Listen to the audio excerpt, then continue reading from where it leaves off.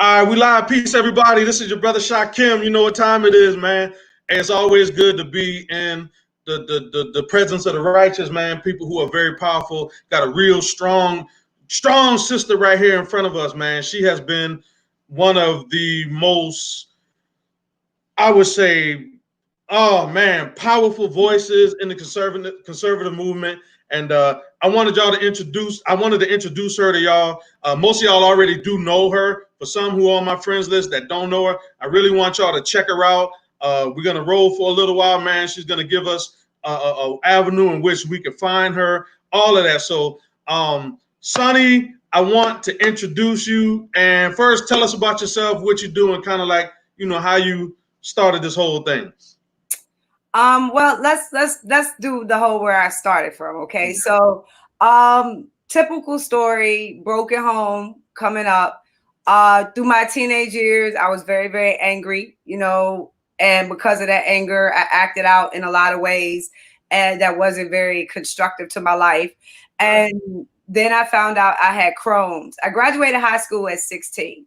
Mm-hmm. At 17, I found out I had Crohn's, and it completely changed my life.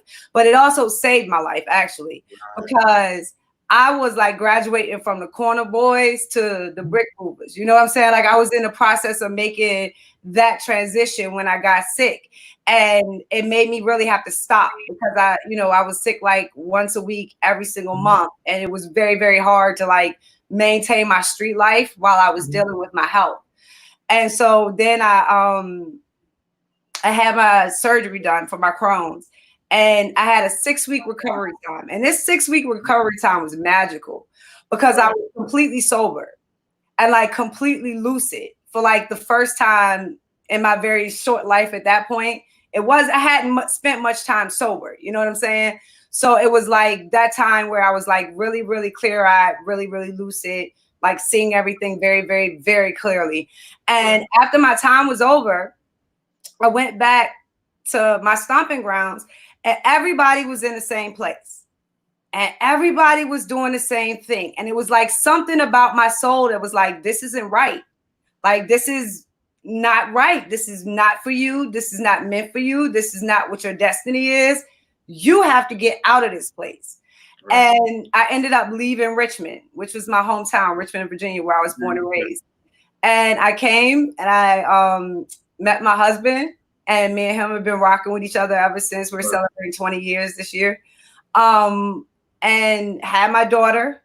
And the day I found out, and this with my Crohn's and everything, the doctors had told me it would be like impossible to have a child. And I had my baby. I had my miracle. And then it came to the same day I found out I was pregnant with her, my mother died of a brain aneurysm. And it was the exact same day. And it was like the worst, best day of my life, if that makes sense. It was the absolute worst and the absolute best day, kind of in the same meld. And I remember thinking to myself that I would never work so hard to get my daughter the things that I did not have, that I failed to give her the things that I did have. So my mom was really big on respect for your elders. My mom was very big on education. My mom was very, very big on personal responsibility. Those kind of things. I said, those are the things I have to make sure I instill into my daughter. But I was like, how am I going to instill those things if I don't know them? Like, how am I going to give her and I'm looking at my life and my upbringing. My mom tried, my dad tried, but they weren't the best parents, And so how was I going to break that mold? And then I began to study, and I began to teach myself, because I wanted to make sure that any question she came to me with, that I knew an answer for it. And that's how everything really, really started. And when she turned 3 and I put her into school, I had to figure out something to do with myself. So I started to write, and I started a blog, and my blog was Did She Say That?, which is my brand now. And I just started to write about what I thought would be best for our community. I did not write politically. It wasn't Republican or Democrat. It wasn't conservative, progressive, liberal, any of that. It was, look, I think that economic empowerment is the answer. I think that equity in our community is the answer. I think that ownership in our community is the answer. Entrepreneurship in our community is the answer. Strong households in our community are the answers. Strong, protected men in our families, that is the answer. And so that's what I was writing about. And one day, one article I put, site called Hip Hop Republican, linked my article to their page. And I was pissed. I was like, if you don't take that off, I was incensed. So I went and I said, okay, what I'm going to do is I'm going to write the most pro-Black article that I can possibly write. And I bet you they won't mess with that one. You know what I'm saying? And they posted it. And I was like, And then the next week, I started getting postings from Booker Rising, which was a Booker T. Washington site. And I started, like, a lot of conservatives and Republicans started posting my work. And I was like, oh, what in the hell? You know what I'm saying? Like, what did I do? Yeah. And that took me on my journey of learning, where I started to actually study these things and actually know what they meant. So if I was going to be a voice or be active in this, I had to know what I was talking about, and I had to believe it. And it had to line up with my original thoughts about what I thought was best. And this only gave me a foundation for how I can explain it. And that is the truth about how I got here. So, you know, no one red pilled me. It's no Rush Limbaugh or Hannity or Levin. You know what I'm saying? I didn't read a book about Reagan that changed my life. Like, that was none of that. You know, it wasn't any of that. They found me just like this. I was saying the same things then. You could go back and check the record. And I still believe that those things are the best things to influence and change the direction of our communities.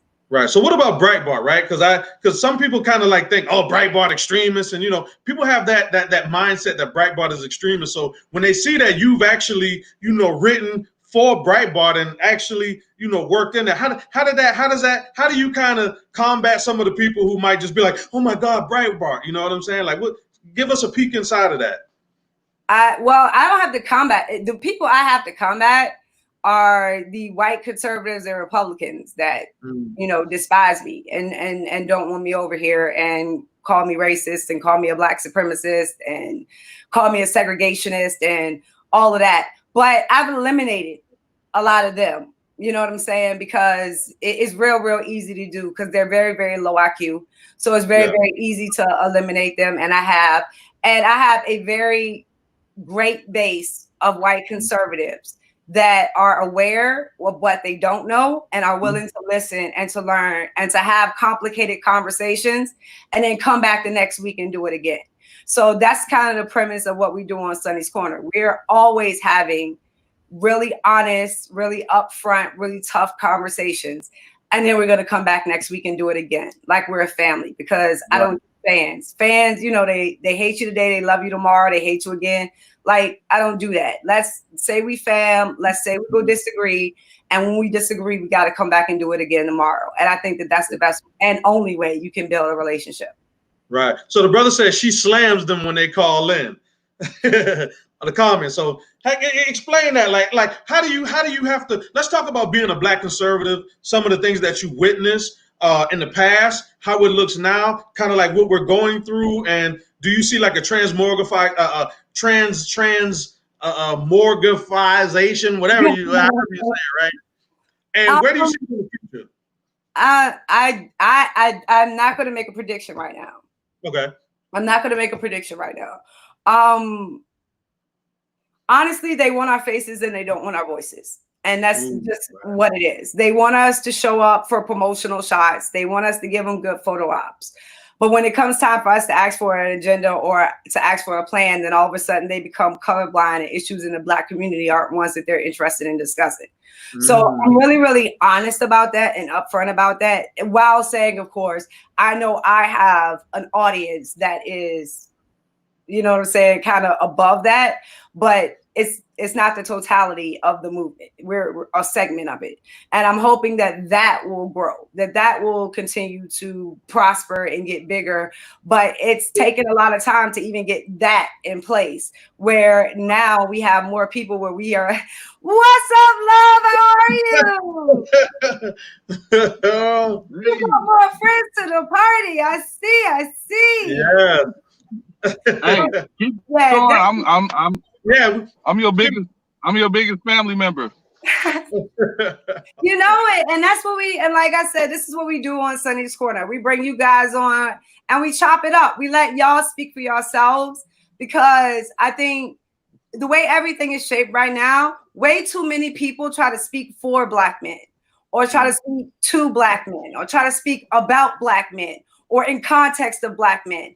And not enough people actually just shut up and listen to Black men. So like one of the things, especially with the stereotypes that are out, that exist about, and I'm like, where the hell did you get this stereotype? Like, I grew up around Black men all my life. I have been defended by Black men all my life. I have been protected by Black men my entire life. Where the hell did you get this stereotype from? And it's even a reason why I don't get into a lot of disputes, because like my kings watch. They might not say nothing, but they watch. And then they're like, yo, do you? And I'm like, no, don't. You know what I'm saying? Because it's a genuine love that they feel. Yeah. And I genuinely know that it's there. And I would never want them to be put in a position where they're trying to defend my honor for some shit that I said out of my mouth and put themselves in a bad position. So that's like another one of the reasons why I don't fight as much as I could, because I know the love and loyalty from my kings, and it's not going to result in a whole bunch of Twitter battles. You know what I'm saying? That's even. Talk about that. So Shock and I are your biggest fans, man. Shock and I, we big fans, and the way how you present yourself on Twitter is very powerful, very intelligent. Like, do you ever find yourself feeling like at times you're like in an intellectual bubble to where you're like, by yourself? Have you ever felt like that at times, especially being a conservative? All the time. But actually, no, let me put it this way. Okay. If I make it colorblind, I can get a standing ovation. Ooh. You know what I'm saying? So if I talk about the Constitution, which I am an advocate for, if I talk about the idea of the Republic, which I am an advocate for, if I talk about the idea of the individual, which I am an advocate for, limited government, those things, then I'll get a standing ovation. I'm just like a rock star. But the minute I take those things and I put them in context of the Black community, so how is the idea of the individual working out for the Black community? Y'all don't see us as individuals. Y'all see us as the Black community. Okay, so that's not working out.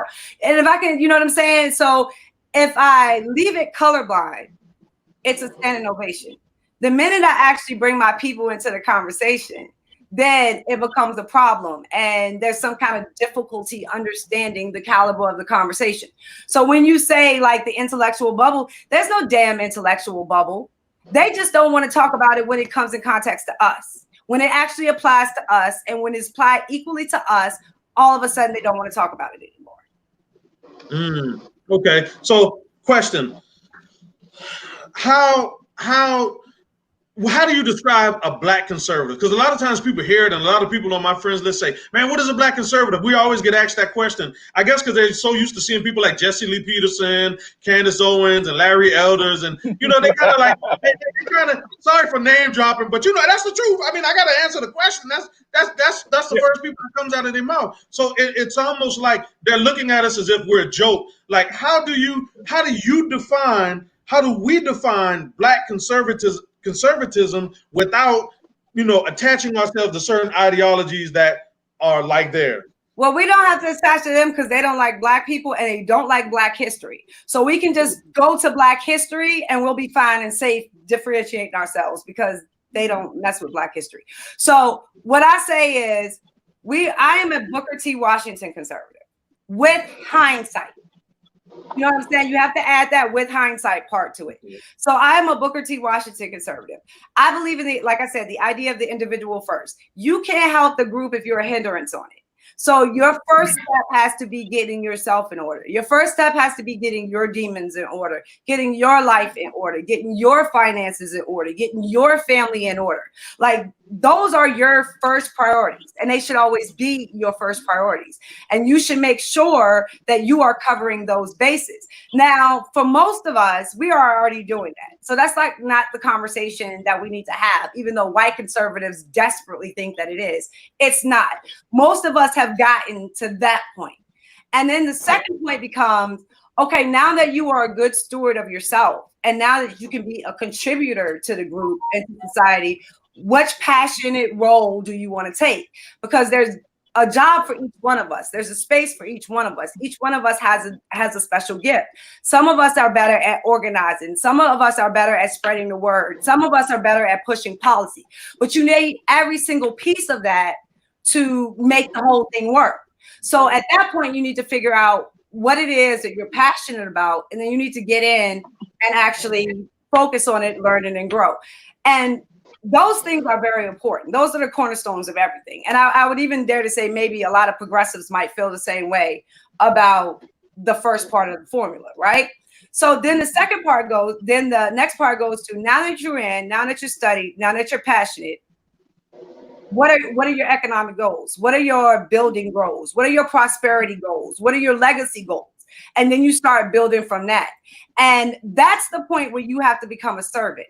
You know, that's the point where you're no longer the head cheese, and you're no longer the only voice that matters, and you're no longer the only opinion that counts, because now you have to take into consideration the people that you want to actually follow you, the people that you want to actually have believe in you, the people that you want to actually get their trust, get their respect, and you don't want to break it. You don't want to neglect it. You don't want to abuse it. You don't want to bastardize it. So you have to make sure you're in a place of character. Then you build, okay? Then you Black Wall Street and you build every single industry possible, every single trade possible, financing, banking, real estate, paper, hell, every food, every single aspect of our lives that are essential. We need to have people in our communities going into those spots, and we build. And we have shown that we have done that. We could do this. We did this fresh off the fucking plantation. You know what I'm saying? We did this fresh off of fucking slavery. We can do it again. And it's very, very possible for us to rebuild it. And don't come to me with this stupid shit about we rebuilt it one time and they tore it down. That was only one Black Wall Street. That was only one. Only one was lost to racism. The rest of them was lost to policy of progressivism. So don't come to me and tell me what is impossible. It is possible. And for my people, I know it is possible. And so that's just how we have to start to look at it. And also with hindsight. If you look back at Booker T. Washington, the element that he missed was politics. So we went and we built these Black Wall Streets, but we didn't have the political structures to protect them. We didn't have the political structures to guard them. We didn't have the ability and the political power to be able to regulate our communities the way that we saw fit. So we never lost against white supremacy in this country. We never lost against racism in this country. We lost against progressivism and politics. And that is something that we can change and fix. All right. Can I ask you something? Could you please explain, because I know what you're talking about when you say we only lost one Black Wall Street. A lot of people don't know, a lot of Black people don't know that it was multiple cities that was like Black Wall Street. They think we only had one. And they think after the riots that happened in Tulsa, they believe that like it was over after that. But could you please they rebuilt in Tulsa. They flourished as an economy into the late 40s, early 50s before everything started kind of turning down. So they were rebuilt. But you know what? The story that gets lost with Tulsa is Tulsa was actually the 99 versus the 1%. This is the fight that they want to keep pulling us in now, right? The 99 versus the 1%. Well, that's what Tulsa was. It was just we were the 1%. Right. They were the 99%. Right. They were the ones who wanted what we have. They were the ones who coveted what we have. So if you believe in that philosophy of the 99 versus the 1%, always remember we have been the 1% before. We can be the 1% again. And you better be very, very careful about what ideology you attach to the 1%, especially when we're moving in that direction. Okay, so I got a question. She says, for the people who don't understand, can you explain what progressivism is for them? Okay, progressivism is a political ideology that has been on the left since Woodrow Wilson. This is a philosophy. This is the American version of Marxism. And Marxism is full-blown throw you in the pot. Progressivism says, we know we can't throw all of this on the American people at one time. If we throw this all at one time, they're going to reject it. They're going to rebel. They're not going to stand for it. So what we do is we do it little by little. So in one administration, we build a central bank. In the next generation, we do the New Deal. And you know what I'm saying? In the next generation, we do the Great Society. And every step along the way, they progress you a little further and further down the road towards Marxism, or a complete dependency on government for everything. And that's where they're heading us to. And it's really, really funny, because if you look at the history of the progressive movement and the people who were participants in it, when it comes to the conversation about how the party switched sides, and if they switched sides in the 60s or whatever, that's the dumbest ass conversation in the political sphere, because it always comes from the perspective of, when did the white people leave? Like what we had no part in this, or maybe we changed our minds first. Maybe it wasn't the white people that made the decision. So in the 1890s, there was a movement within the Republican Party called the Lily White Republicans. They forcefully kicked Black people out of the Republican Party. They kicked us out of roles of positions, because up until that point, it was a multicultural party, basically formed as abolitionists to stop slavery. That was its function. But after the Civil War was over, you started to see us building, growing, creating Black Wall Streets, and the rest of the South was decimated. They were poor and they were destroyed. They had no economy, and they were looking at us like, how in the hell are they doing it? And from that, jealousy rose. These Republicans wanted their votes instead of our votes, and so they kicked us out so they could get their votes. This didn't happen in the 60s. This started in the 1890s, but you never hear Republicans talk about it. And you don't hear Democrats talk about it either. And there's a reason that they don't talk about it. But we were kicked out of the Republican Party, started in the 1890s. And then in the election of Woodrow Wilson, that was the first time that the Black intellectuals started to push for Democrats. So this is the 1910s, you know what I'm saying? 1915, 1916, 1917. They say that that Woodrow Wilson is their generation's Abraham Lincoln. Like, this is what they thought of the man. This is the man that got into the White House, who played Rebirth of a Nation, and basically re-sparked the entire KKK movement in the United States of America. This is the man that segregated the government and split up the military. Again, you know what I'm saying? Like, he's the catalyst of what we look at and define as systemic racism in America. And it was started by the father of progressivism, Democratic President Woodrow Wilson. And if you let them say it, they'll say, the party switched sides, the party switched sides. You know what never switched sides? The ideology. That never switched sides. The ideas, they never switched sides. Everything that they started with, as far as like Planned Parenthood, as far as gun control, as far as centralized government and banking, everything that they started with, they still have it. It's still on their side of the aisle. So you can tell me all day long about which people switch sides, you know, that Strom Thurmond fight. Y'all can have that all day long. I want to talk about, when did the ideology switch? Like, when did the motives switch? When did the operations switch? Because they didn't switch. The only thing that switched was how they were marketed. You know, before Planned Parenthood used to be eugenics, and nobody lied about it. Everybody was honest about it. Then you have the 60s come, and it becomes a woman's right to choose. All they did was change the messaging. The exact same ideologies are there. They're just now under a different messaging. So like gun control, the very first federal gun control in the United States of America was passed under FDR in the New Deal. And it was meant to keep Black people from arming themselves against what was happening against them in the South, right? So back then, everybody was honest about what it was for. Nobody lied about it. Now it becomes, oh, if we can just save one innocent life, we need to pass gun control. Every single aspect of it was just remessaging. They just took the original message, the original reasoning, the original cause, they gave it some makeup, and then they replenished it in something that was more sellable. Okay, another question. Question says, would you say that Marxism, the Lily White Republican movement, in combination with the election of Woodrow Wilson, kicked off today's idea of progressivism? Yes, all of it together, because like, honestly, think of yourself as a Black person during that time. You have Republicans kicking you out of the party that you helped them start, right? You didn't fought a war with these people. You know what I'm saying? You didn't change the Constitution with these people. Now they telling you get the hell out.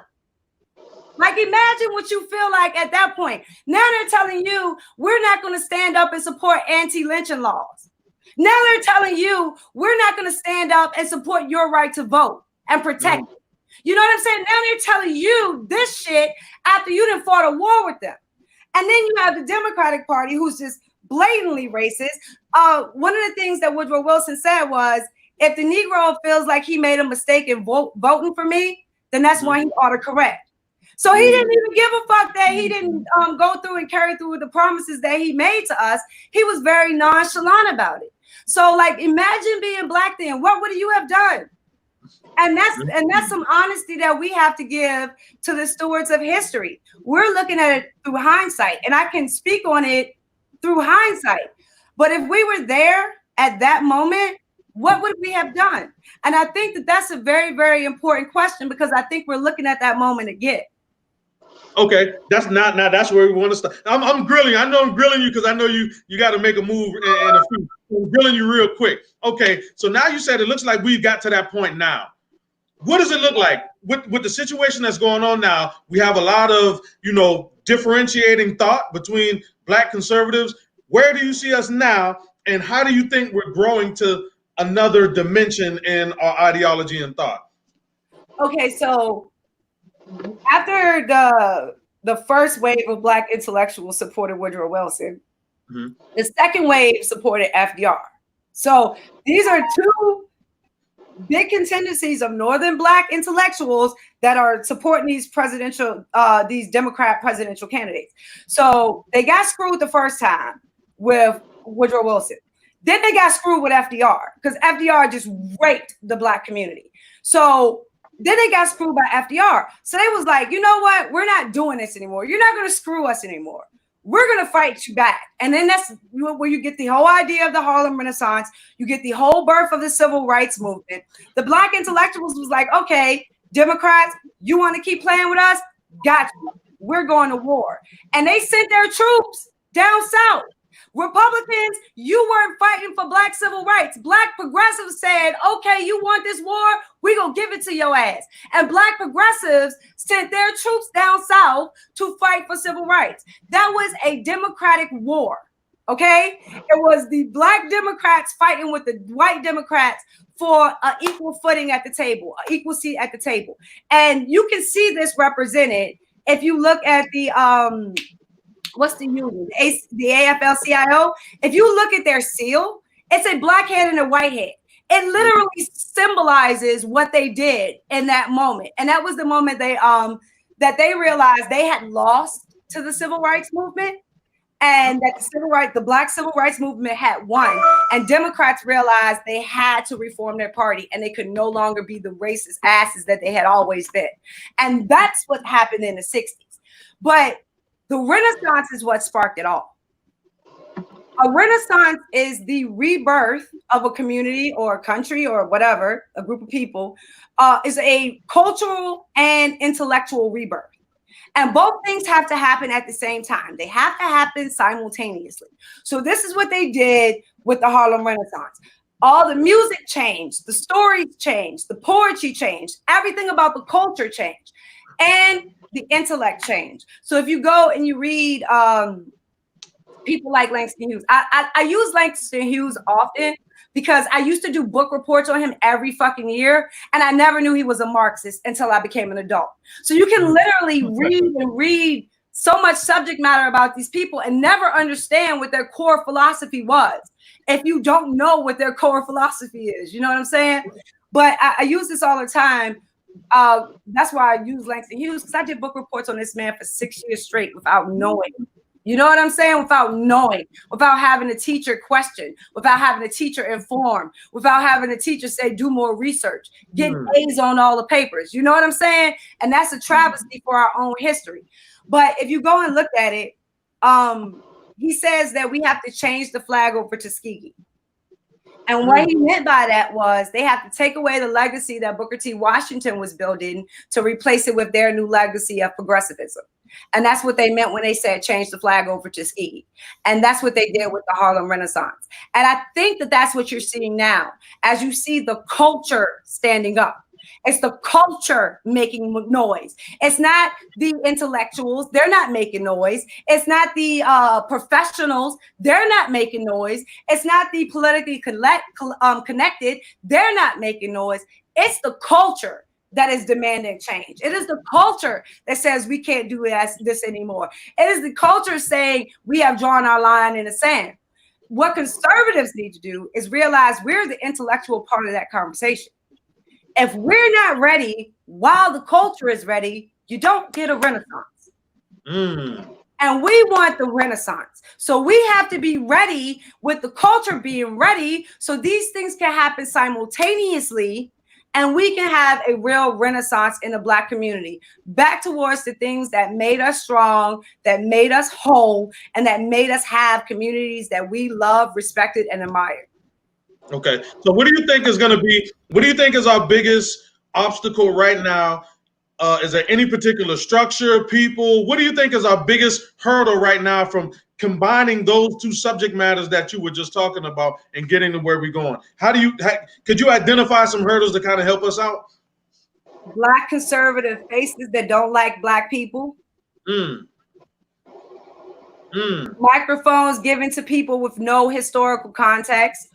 The title of conservatism given to someone with not a conservative value in their fucking body. So like those are the things that hinder us, because we see the heart in this. We see our community in this. We understand we can't make false promises that we don't plan to keep. We can't lie, because our people have been lied to so many fucking times that they'll see it and smell it a mile away. They'll know you're a joke. They'll know you're a clown. They'll know, because we've been through it so much. And the authentic us is coming out louder and stronger. And if I have the ability to take whatever light I have to shine it on you, to bring in everybody that's out doing the work, that's out doing the education, that's out doing the idea spreading, and doing it with character, and doing it with compassion, and doing it with a heart of servitude, and doing it with humility on your tongue, that anytime you call for me, I'm going to be there, because those are the people that are going to change what is happening in our communities. Right, Shaka, you want to grill her real quick? Cause Sonnie's on the schedule. So I really don't. I don't want to grill her. I want my people to see well, grilling what I've good. been talking about. Like, yeah. This is my represent. You know, if we had to take a vote on who we want as a Black conservative leadership, we can keep going. My thing got canceled. We good. Boom. Okay. All right. Go ahead. Give it to her, Shaka. All right. So a lot. This is the problem I'm having with the white community, Sonnie. A lot of them don't understand that we didn't pick the Black conservative leadership that we're force-fed to have. Because they're not our leaders, they're theirs. Ooh. They picked them. They're theirs. That's what I've been trying to show them. And I've been mentioning you. I'm like, okay, I'm pretty sure if we had a ballot and we had nothing but Black conservatives, real Black conservatives, not the ones that you see not the white people's favorite black conservatives. Real black conservatives have a vote on who's going to be the leader, who's going to be the face, who's going to be the general of the black conservatives. All day I'm voting down with you. I've been saying that. I stick with that. A lot of people don't know who you are because they hid you. So I studied you a little bit after I did your show. A lot of people know exactly who I am. They know. I think they're scared. Who I am. I could go through the whole photograph Rolodex to show you all the people that know exactly who I am. But if they're not going to stand up on their own, if they're not going to be the people they presented themselves to me as they were, if they're not going to be that caliber, then I don't need to eat off of them. I'm not hungry for retweets and comments and all of that. I want people that roll with me for the right reasons, because I'm not the type that likes to, be pulling knives. Actually, I'm really bitchy when someone sticks a knife in my back. So I try to keep myself out of that position so I don't end up there. And one thing you have to learn is you cannot expect people to have your character. And it's really, really hard, because you kind of grew up in that space where, they try to say character doesn't matter to us, but I don't know what they grew up to, because if you didn't have character, you weren't around people, you know what I'm saying, that actually would have your back and stand up for you. And I just think that's a big portion of what's missing right now is just the idea of character and that actually meaning something. Right. Okay, so let me ask you about the Ahmaud Arbery case, right? The Ahmaud Arbery case was kind of like a firestorm for the conservative movement. This was probably one of the first times that I've seen people actually stand up and say, you know what? This is injustice. We're not going to let it pass. We're not going to let it slide. We're calling it out. How did that, in all your time of being a conservative, have you ever seen this before? If you have, when? And if not, how did it make you feel when this started happening? Okay, I like to first let's talk about Trayvon, because like everybody wants to pretend this happens in a bubble. Like this is the thing that sparked you. Like, hell no, this is not the thing. Like, have you been paying attention at all? Like, this is not the one thing that sparked anything. And they look at everything through this little teeny fucking bubble. And I'm like, you don't know how many of us can't cry anymore because of the people we've lost. Just the number of people we've seen lost to circumstance, lost to themselves, lost to drugs, lost to stupidity. Like, how many people we've lost where we can't even cry anymore like we used to. And you can't have that conversation with them. You can't, they're never going to relate to that. They're never going to understand that. You know what I'm saying? Of what that does to you and how that makes you feel and how you look at other Black people because you've had that experience. How you like hold more value because like one of the things, I'll be turning 40 this year. If you would have said that at 16, I wasn't tending to make it to 40 at 16. I'm not supposed to be here if you look at that 16-year-old me. You know what I'm saying? So it's I don't know, right? Like I don't know, but I know I've seen this before. I know this is how it started with Trayvon. Arbery was just like Trayvon, the same argument. Were you talking about Trayvon? How did that go? Because I wasn't when Trayvon I wasn't. Shit show, complete shit show. Like they could not wait to explain why it's self-defense to start a fight, get your ass kicked, and then kill the person that kicked your ass. But you started the fight though. But that, what kind of, I'm like, well, who raised y'all? Who gave y'all rules? Y'all don't even have no structure to the way y'all handle y'all own shit. Like, y'all not the type that I want to have in my back in anything, because that don't even make sense. But at the same time, I went to the left and they were there. And I was like, yeah, hell no. If you walking up behind me, you best believe I'm a Second Amendment. It's not going to be pretty for you if you, and then the left stopped talking to me. So it's like a weird place when you can just not get in the middle of their bickering bullshit and just look at what's best for your people. Is it right? Is it wrong? Can you stand up for it and justify it wholeheartedly? Or are you doing it hypocritically? Like, you can ask yourself these questions and realize where you come out on the end of the spectrum. But when Trayvon happened, I was like, okay, maybe they're just chicken shit. You know what I'm saying? Maybe they wouldn't defend themselves. Maybe they just wouldn't, me, young, naive.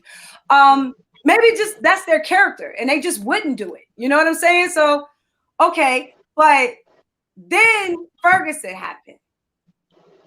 And I was like, okay, no, right? Because I was saying there's a powder keg in the Black community. And if you do not pay attention to it, if someone doesn't put some focus on it, if someone doesn't put some attention on it, that keg is going to blow. And when it blows, you're going to see fucking cities on fire. I would have this conversation with conservatives, white white Republicans behind the scene. And they would be like, oh, yeah, I could tell because of this and this and that da-da-da-da-da. These same motherfuckers, when Ferguson popped on, got on TV and said, well, oh my gosh, you would have never thought that this would be possible in America. And you're like, yo, you had a conversation with me not more than a month ago about this shit brewing. What do you mean now all of a sudden you're surprised? But that's what them TV cameras do. So you start to see people who are authentic and the people who are not. And also you start to see how they fight. Okay. So their fight is not for Black people. You know what I'm saying? Their fight is not for our community. Their fight is against the media. So how please repeat that again. Stop. Please repeat that again. I need you to. Oh my God, please. Sonnie. The beat drop. The Holy Ghost when you said that. I literally the Holy Ghost when you said that. It has nothing to do with us. It's about the media. So the media says orange, we have to say purple. The media says wet, we have to say dry. The media says, and that's all it is. It's not any concern about us. It's not any compassion towards us. It's damn show no grace towards us. Like, it's none of that. And and that's what the fight was. So the fight became against Jesse Jackson. It became against Al Sharpton. It became against, you know what I'm saying? Those faces. Even though in the midst of Black Lives Matter coming up, they were ejecting Al Sharpton. They were ejecting Jesse Jackson. No one seems to remember when Black Lives Matter had that big protest in Washington, D.C., Al Sharpton and them set up a VIP tent. And the VIP tent was for the old school, the old timers, the civil rights icon. Yeah, right. Black Lives Matter went and tore that bitch down. They was like, yo, ain't no VIPs in this. This is our movement. This is our time. This is our voice. And I'm like, if they are telling you this, if Black Lives Matter is telling you this, then why aren't you listening to them? Instead, keep going to the people that they tell you do not speak for them. Because it's not about that. You know what I'm saying? And it's for them, it's about making sure their narrative is reinforced, not anything being brought to Black America. So on the ground, you have people like Darren Seals. And like, this is one of my greatest regrets that I've had my entire career. I learned about Darren Seals like 2 days after he was murdered. And then I got to go back and like listen to his videos and listen to what he was saying and listen to his message and listen to what he was trying to get across. And I cried for like a week because here was a brother saying, look, we can do this ourselves. We can build ourselves. We can create ourselves. That's not the problem. The problem is you have these bastards at City Hall that are taking the money we need. They're taking the resources we need. They're stammering our ability to actually solve some of these problems we know how to solve. We are not asking for you to give us anything. We're asking you to give us control of what we already have. That was Darren Seals' message. And I'm like, I never got the chance to highlight that brother and to make his voice heard, to have his concerns out in the ether. I never got a chance to do that. And that is one of the greatest regrets that I have the entire time I've been doing this. But it also set me straight about what I was doing, how I was doing it, and how I would never do it again. And I promise that I will never, ever, ever again fight the media. Not that I won't fight them, but I'm fighting them for my people, not because of their narrative. If I'm fighting the left, I'm fighting them for my people, not against their narrative. And that is the way that it has to be. First and foremost, in the front of our minds needs to be, we are looking at a population of people that no one has given a damn about for decades. And it's going to take us to actually stop, hold in place, and focus on our people to do something different. And that's what I'm hoping to build. That's what I'm hoping to get to. At least the moment we stop and just look and be like, okay, we can do something different. And I'm hoping that this is that moment. Okay, so another question. So I've been reading a lot of your posts. You definitely are very firm about the articulation of a Black agenda. You say this is what we need to have. This is kind of what it needs to encompass. I mean, you're very outspoken about it. I mean, it's something that you understand is fundamental in making sure our communities get what they need. How does a Black agenda look to you, and how does it fit in with the conservative movement, and what type of avenues do we need in order to push it through and get it passed, if it's that route? But this is the point. I asked that question just to see the ignorance of people who call themselves conservatives, because there can be no one conservative agenda. Like, that's the fucking part. That's the point of you being a conservative, that there is no one agenda. What you need out in San Francisco is not going to work in New York. What you need down in Alabama is not going to work in Detroit.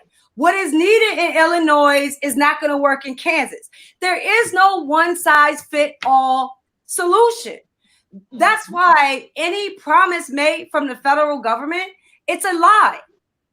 Anybody who tells you the federal government is going to change what's happening in the Black community, they are lying to you. I don't give a fuck what side of the aisle they're on. They are lying to you. That is not how your government works. That is not how your government functions. The people that have the most power over your life are your local government. After your local government comes your state government. Only then does your federal government have any power. You keep looking at the third level of government and wonder why the first level keep kicking your ass. It has to be a refocus about what we're doing, what we're prioritizing, and what we're looking at. And if that is the case, and I am a conservative, where the hell am I supposed to go?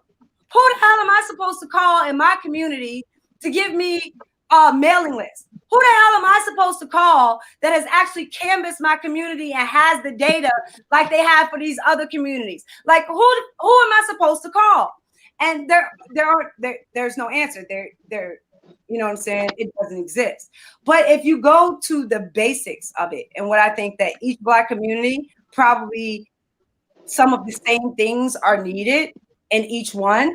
I would say deregulation, which, because progressives love laws. See, when they have a problem, they've never met a law they didn't want to pass. So every single time a problem comes up, they can create a new law instead of maybe reducing some of the old laws and, getting rid of some of the old shit that didn't work. Instead, they pile new shit on top of the old shit. And then we're looking like, what happened to freedom? And conservatives don't understand this because they haven't lived under it. And now you look at them with COVID-19 and they're like, oh, these people are mini dictators. Really? Who told you that? Who's been telling you that they live under oppressive systems? Who's been telling you that there is a really big fucking problem between the liberty and freedom that you claim exists and what we see in our communities? Now you see these protesters over COVID calling the exact same politicians that Black people have been complaining about. Now they're calling them mini dictators, but they weren't dictators when the Black people said it. But when they tell your ass you can't go get your hair cut, they dictators. So like that's what the divide is. Now, nobody can honestly say that they can look at what's going on in these inner cities and it's kosher and it's cool and it's working and it's productive. Nobody can say that, but the Democrats can say that they're there and the Republicans can't. Ooh, okay. Shocky, you got anything for her? Because I got some more now. I got some more. Her mic went out. I can hear her. Oh, I can't hear her on my end. You can't, Sonnie? Yeah, I can hear you. Somebody saying they can't hear me. That's original. You can hear her now? Yep. I'll give it people telling me they can't hear me. Okay. How do you I'm trying to be professional. So when I was growing up, my mom would always say a black face on white supremacy, meaning they'll get a black voice or a black face to say things that they can't say, meaning the white community can't say certain things, so they go get a black face or a black person to say things, and we call it cryptic racism. So how do you feel? Have you seen that as far as being a black conservative or? Never. All right, let me make a differentiating factor in all of this. And this is honesty. All of our experiences are not the same. Okay. So some black Republicans and conservatives that you look at, they've just had that upbringing. They are legitimately who they are. They legitimately grew up and shut up. No, yeah. me and Shakim, he owed me lunch. He owed me lunch. We over here. What she just said, I told you that. I just told you that. Go ahead.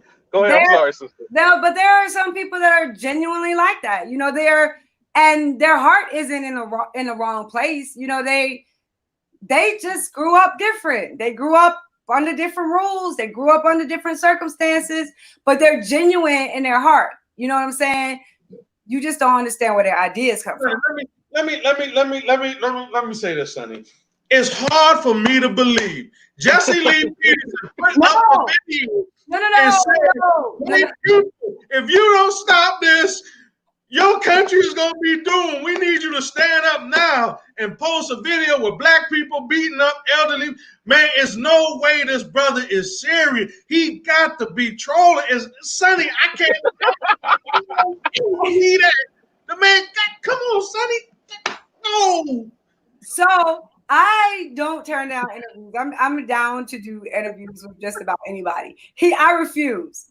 Like I said, my mom raised me to respect my elders, and I would be very disrespectful. So I was just like, you know what? Time is going to take care of that. I'm not going to have to deal with it. You know what I'm saying? We're going to let time do what it do. And we're just going to leave it at that, because my mother has passed, but I still fear her. So I make sure I remember what I'm taught and I don't veer off of it just because someone, rubs me the wrong way. It still matters to me. So that's what it is. And it just so happens, though, that I was invited to sit on a panel with Jesse Lee. Tell us about that. You can search it and watch it. If you put Jesse Lee Peterson's name in with mine, it'll come up. And it ended with him calling me an angry black woman. Oh, but his the entire, because it was out in California and that's where his show is. So he had a good, base and the room, and they had came for the cheering competition. Like they had came to woo woo, you know what I'm saying? Laugh at the clown. They had came for that purpose, right? And I sucked every bit of joy out that room. I sucked every bit of happiness out that room. When they left that room, them people was fucking miserable. They was like, what in the hell just happened? This was supposed to be good. And that's how I ended it. And I have, I have respect for my elders, and I'm going to leave that one. I mean, and I totally understand y'all's point. It's just right now, I guess I might be in a state of denial, right? Because I mean, when I read some of the stuff, I'm like, man, listen, it's impossible that you can think this. I mean, come on, man. I read it and was like, What black man in America? I mean, what black man in America? You don't know the argument that flipped me out with when I was sitting on a panel with him.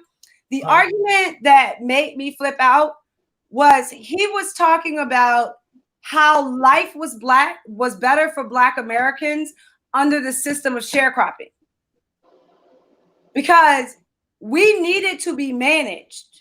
And in that situation, we had white men to manage us, and our lives were better under sharecropping because white men were managing our lives. And I freaked the fuck out. And I was like, this is why you lose. This is why you keep losing. This is why you will continue to fucking lose. None of us are going to stand by this bad shit. And I lost it. So that really happened. You can that really happened. Only got one more thing to ask. I got a weird feeling. This is just my weird feeling and me just watching that the GOP and the Republican Party only wants so many black people. I think it's like a limit. It's like, when you go to a place, it's like 1,500 people maximum capacity. That's it. Fire marshal come in if you go over that. Have you seen them work hard to get rid of us? They don't lie to you about it. They tell you all we need is a couple percentage points around the end. They don't lie to you about it. They're very, very honest with you about it. If Trump gets 4 percentage points, if 3 percentage points sits home, election over. They don't lie to you about it. They don't try to tell you that they want more. They don't pretend that they're actually coming to engage. They don't do any of that. They just say, all we need is a couple little percentage points around the edges, and then we can win the election. And as long as we can get to that, then everything is good. And that becomes the way that they operate. So if you look at it now, the only Black communities that are actually being targeted, if they're targeted at all, are the ones that are in swing states, because those are the ones where you need the percentage points. Ooh. Okay, so question. The brother says there will be Black liberals, there will be Black conservatives. That's reality. How do we as a community come together for the greater good of us all? How do we mesh our ideology? Is there any sort of intersectionality between Black conservatives and Black liberals where we can find some sort of equal footing to where we can work together? What's your thoughts? We're supposed to fight. See, the problem now is there is no fight. The problem is it's all one-sided. The problem is only one side picks solutions. The problem is only one side has a say. The problem is only one side has power. So there is no conversation. There is no debate. And there is no choice. We are supposed to fight. We are supposed to have conflict. Like, if you let me have it, I might go too far right, as opposed to what the community needs. So you need the counterbalance of someone on the left that will argue with me why it's too far right. But we should be presented with a choice. We should have two very very clear, concise choices. I don't know why I can't speak right now, but we should have two very, very clear, concise choices. And we should be made to debate. We should have to prove our ideas. We should have to defend our ideas. And then at the end of it, I should still be able to look at you and call you brother and call you sister. At the end of it, we should still be able to go to church on Sunday or pop in at the rec center and catch the 3-on-3 basketball game. Like, we should still be able to do those things while we're having intellectual struggles. But right now, we don't have that struggle at all. So how are you going to come together when you don't even have something you're fighting over? Democrats control it all. Democrats rule it all. Democrats run it all. What position of power do we have to come in with anything? And that's kind of the way that the table is set right now. But if we can make it so we can clearly define who we are, what we believe in, why we believe in it, separate and aside from the things that you see coming out of the right now, then we'll be in a much better position to be like, yeah, Come on, let's bring them ideas to the table. Let me eat you up and show you why Marxism wrong. Let me eat you up and show you why socialism won't work, or why you already have an abbreviated version of socialism in the Black community right now. How is that working out for you? But we should be able to have those debates, and we should be able to have those conversations and still look at each other and see brothers and sisters, and still look at each other and be able to see a community. But right now, they own it all. So like, why would they give us a discussion? Why would they bring us? Why would they do any of that? But I think that we are coming quick upon a time where the culture may push them into it, and that debate could actually take place. So you know what I'm saying? At this moment, we have to admit that we got complete assholes at the face of what is supposed to be our movement, but they don't represent our ideas. They don't represent our ideology. They don't represent us. They don't represent our people. They don't like us. And they're supposed to be the faces of what we believe, what we think, and what we want to share with the Black community. And like, I can't blame Democrats for calling a lot of these Republicans Uncle Toms. I can't blame them. I'm like, yeah, I see why. But I love Democrats that look at me, understand where I am, and are willing to judge me on being an individual. One of the biggest parts we respect about conservatism is the idea of the individual. So I really have a lot of respect for Democrats that are able to look at us, see our hearts, and see us as individuals rather than connected to that nonsense. Okay, another question. So talking about the browning of America, right? As the philosophy that the demographics of the country are changing. It's not just that in a little while, whites are going to be the minorities.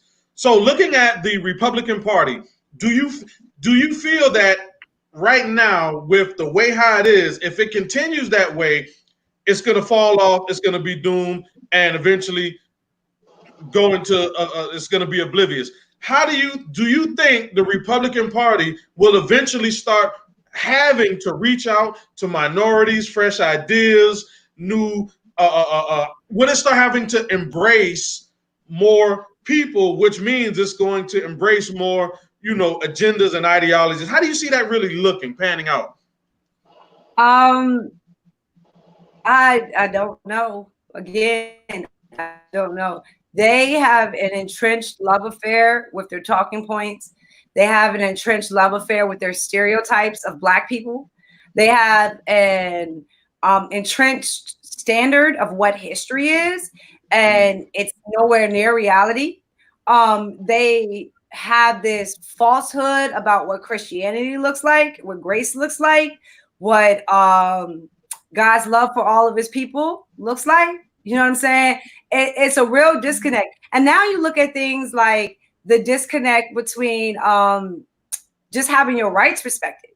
You know what I'm saying? The disconnect between due process. So like, if you think about it, in all of these cases, they're very, very quick to push for the idea of due process. But when you look at the Kavanaugh case, due process was very, very, very important. It really, really mattered. It was essential to our whole judicial system. But when it comes to these cases, protecting it is not as important as, say, when Kavanaugh came up. And then you start noticing that every time something constitutional isn't worth protecting, it's usually because it got a Black person attached. And I did the same thing with Colin Kaepernick. So you're mad at Colin Kaepernick because he took a knee. And it's not even that I agree with what Kaepernick did, right? But you're mad at him because he took a knee. He's running around with a program called Know Your Rights. So he's out teaching the Constitution. You call yourself constitutionalist, and you don't find nothing y'all could sit down and And it's really, really funny because at the same time, while Colin is out teaching civics, the conservatives and the Republicans are out crying that civics aren't taught enough. So the one thing you say is this big, huge problem. You have this man that's filling the gap of that problem, and you're telling him to sit down and shut up. So it's like, at this point, what the hell do you want? Do you want us to speak up? Do you want us to try to reach people? Do you want us to try to educate?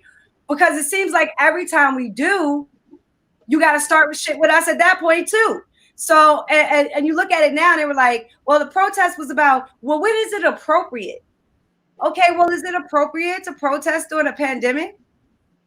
Uh, Oh, ooh, now all of a sudden it's back to my individual right to do so. So how ooh. does this fluctuation happen? When are you abusing the law or your rights not worth protecting? And then when do you become a patriot because you stand up for those exact same rights? And that line is so fucking blurry. And if that remains to be the case, it's not going to be a matter of not whether the country browns. It's going to be a matter of you lose your damn constitution. And once you lose your constitution, once the people no longer trust it, once the institutions no longer fear it or honor it, once you get to that point, that's going to be the end of the America that we know. That's the end of the idea. That's the end of the experiment. That's the end of the shining city on a hill. You know what I'm saying?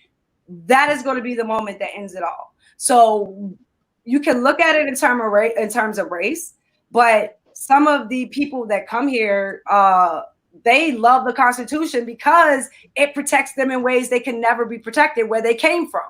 So these could be some of your staunchest constitutionalists if you'd actually fucking talk to them and then kind of explain it to them and have a conversation about what it means.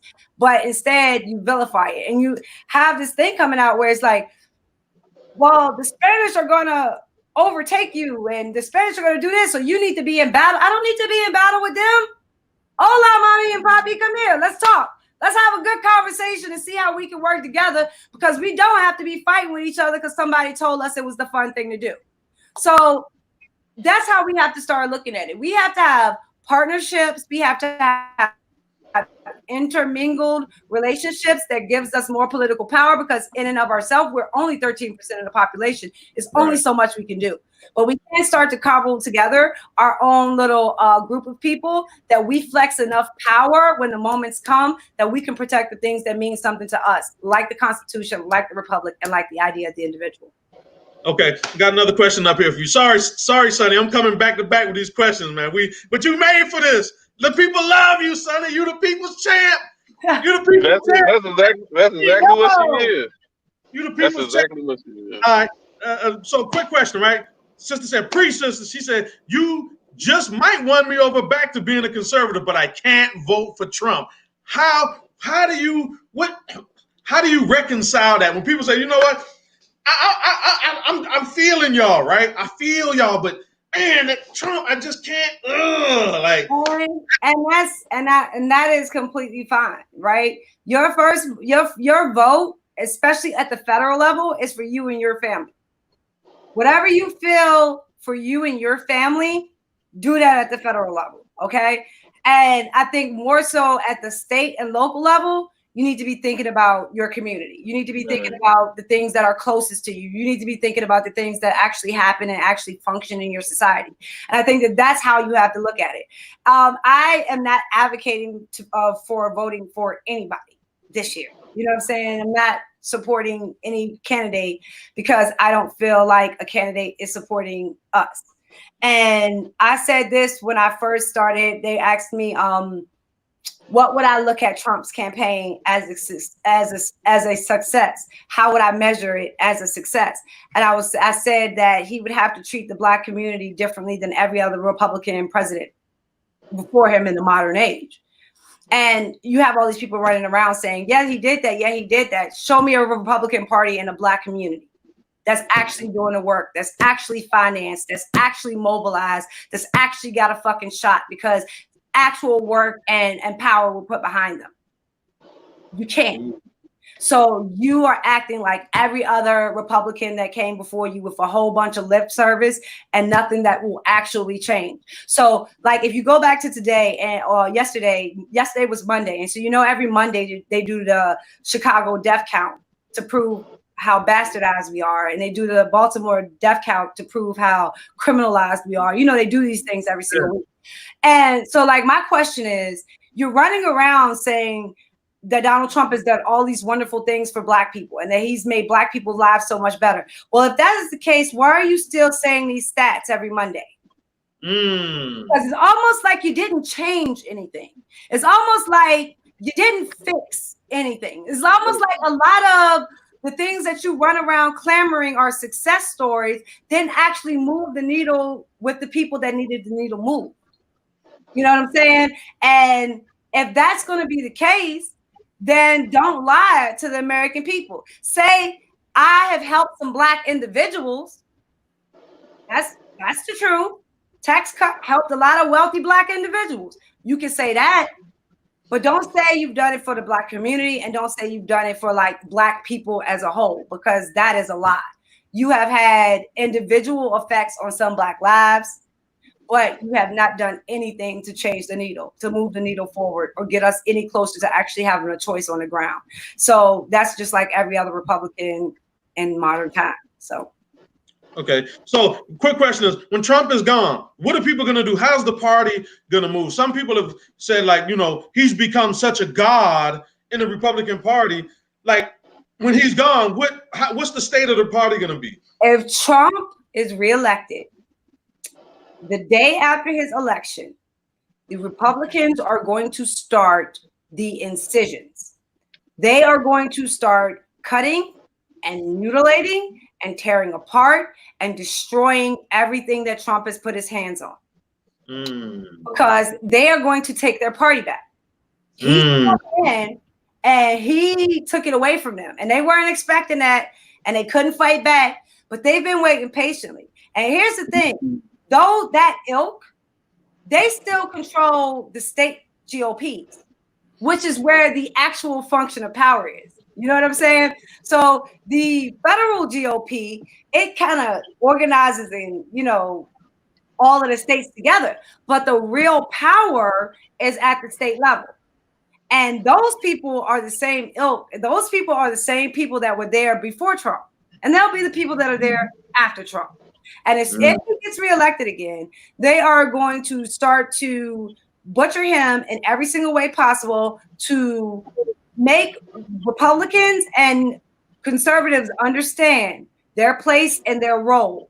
And it is not at the top of the party. It is not as the voice of the party. And I have been warning conservatives and Republicans about this since Donald Trump got elected.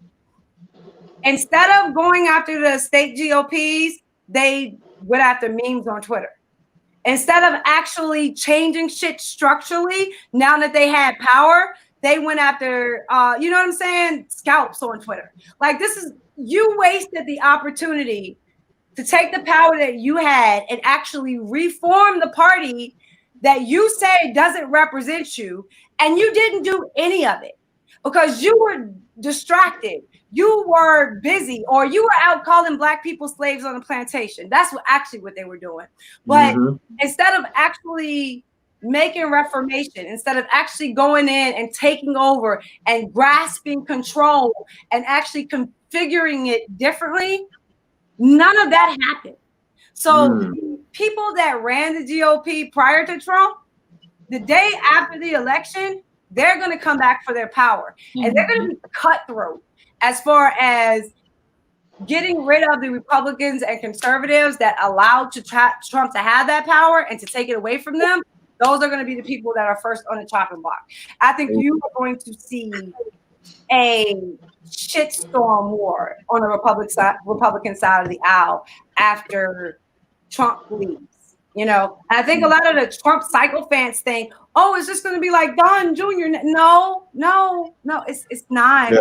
And if you think these people are going to give up power that easily, you have no idea what the hell you're dealing with. And you live in a fantasy land. So they still have the fundraisers. They still have the organizations. They still have their people in all the top places in all the state parties. And as soon as this election is over, they are going to start to pull the control back. Right now, they can't do it because Trump has the base. Right. As the minute that Trump, it will no longer be a factor because he'll never be on the ballot again. Yeah. They're not gonna give two rats ass about the base until 2024 rolls around. Right. So you feel like, you know, his base is kind of what keeps people in check right now because they're so, you know, kind of radical, right? They're really about it. You know, they really, really, really deep down believe and they are hardcore. So whenever it's time for him to go, people are going to revolt against that base and say, listen, nope, sorry, your time is up. So you feel like it's going to be kind of like a power structure within the GOP. Definitely, most definitely. What we will look at, and we will call some of the Republicans rhinos.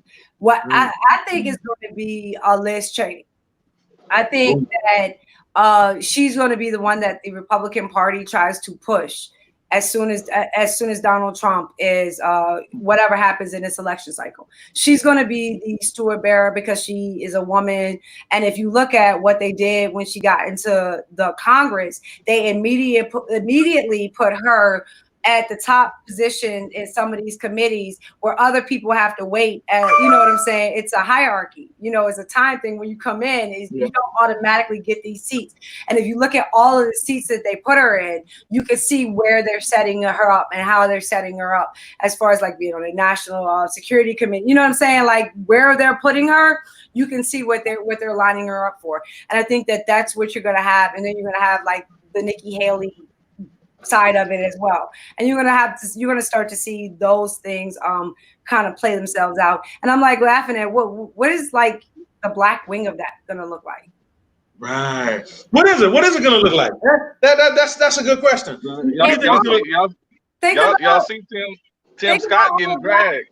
All of the black people that have left. So think about like the stewardship that kind of happened when it, and you got some, you know, young black people to come over, or some people who maybe wouldn't have listened before they came over. And now they're looking at, you know what I mean, Shakim, when you believe it, you believe in the ideas, you believe in a function, you believe in a philosophy, then you see the bullshit and you be like, nah. That's what happens every single time. So you get this new fresh cycle in, you see conservatives and Republicans and how they act, and then new cycle goes right back out. And that's why every time you see all these new people come in, but the numbers never change. It never grows. It never gets bigger, because every single cycle you have people coming in, you also have people running away. And that's the part we have to fix. Like, but one of the things where like, you're not going to have me telling black people that it's safe for them over here. And I mean, say like, not physically safe. Come on. Yeah.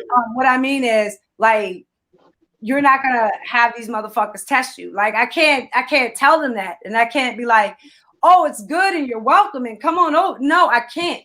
And I always have to be honest and be like, it's some assholes that's never going to like you. They're never going to accept you. They're never going to want you here. You got to understand it. And you have to understand that the principles and the ideas and the ideology are worth more to them. Because I got to the point where I was going to quit. You know what I'm saying? I got to the point where I was like, you know what? Like right around Ferguson, I was like, fuck all of this. Like, I am done. And I went to Steve Bannon and I told Bannon that. And Bannon was like, you finally figured out what the problem is. So like this whole time you've been here and everything has kind of been smooth. Now you realize what the problem is. Now you're going to run away. Like, is that who you are? Are you like going to let these little white boys run you away? And I was like, wait a minute. You know, no, fuck no. I'm not going to let you run me away. And that's what it became, where I was like, okay, nobody else is going to stand up and do this. Nobody else is going to be like, I don't give a shit about my reputation. No one else is going to be like, I don't give a shit about grifting dollars. No one else is going to do it. So if someone has to do it and God has put me in a position where I can be the one to do it, then I'm going to do it. And I'm going to do it being myself. I'm going to do it balls to the wall. And I'm going to do it with my people in the forefront of my mind. And that is how I've been moving ever since Ferguson.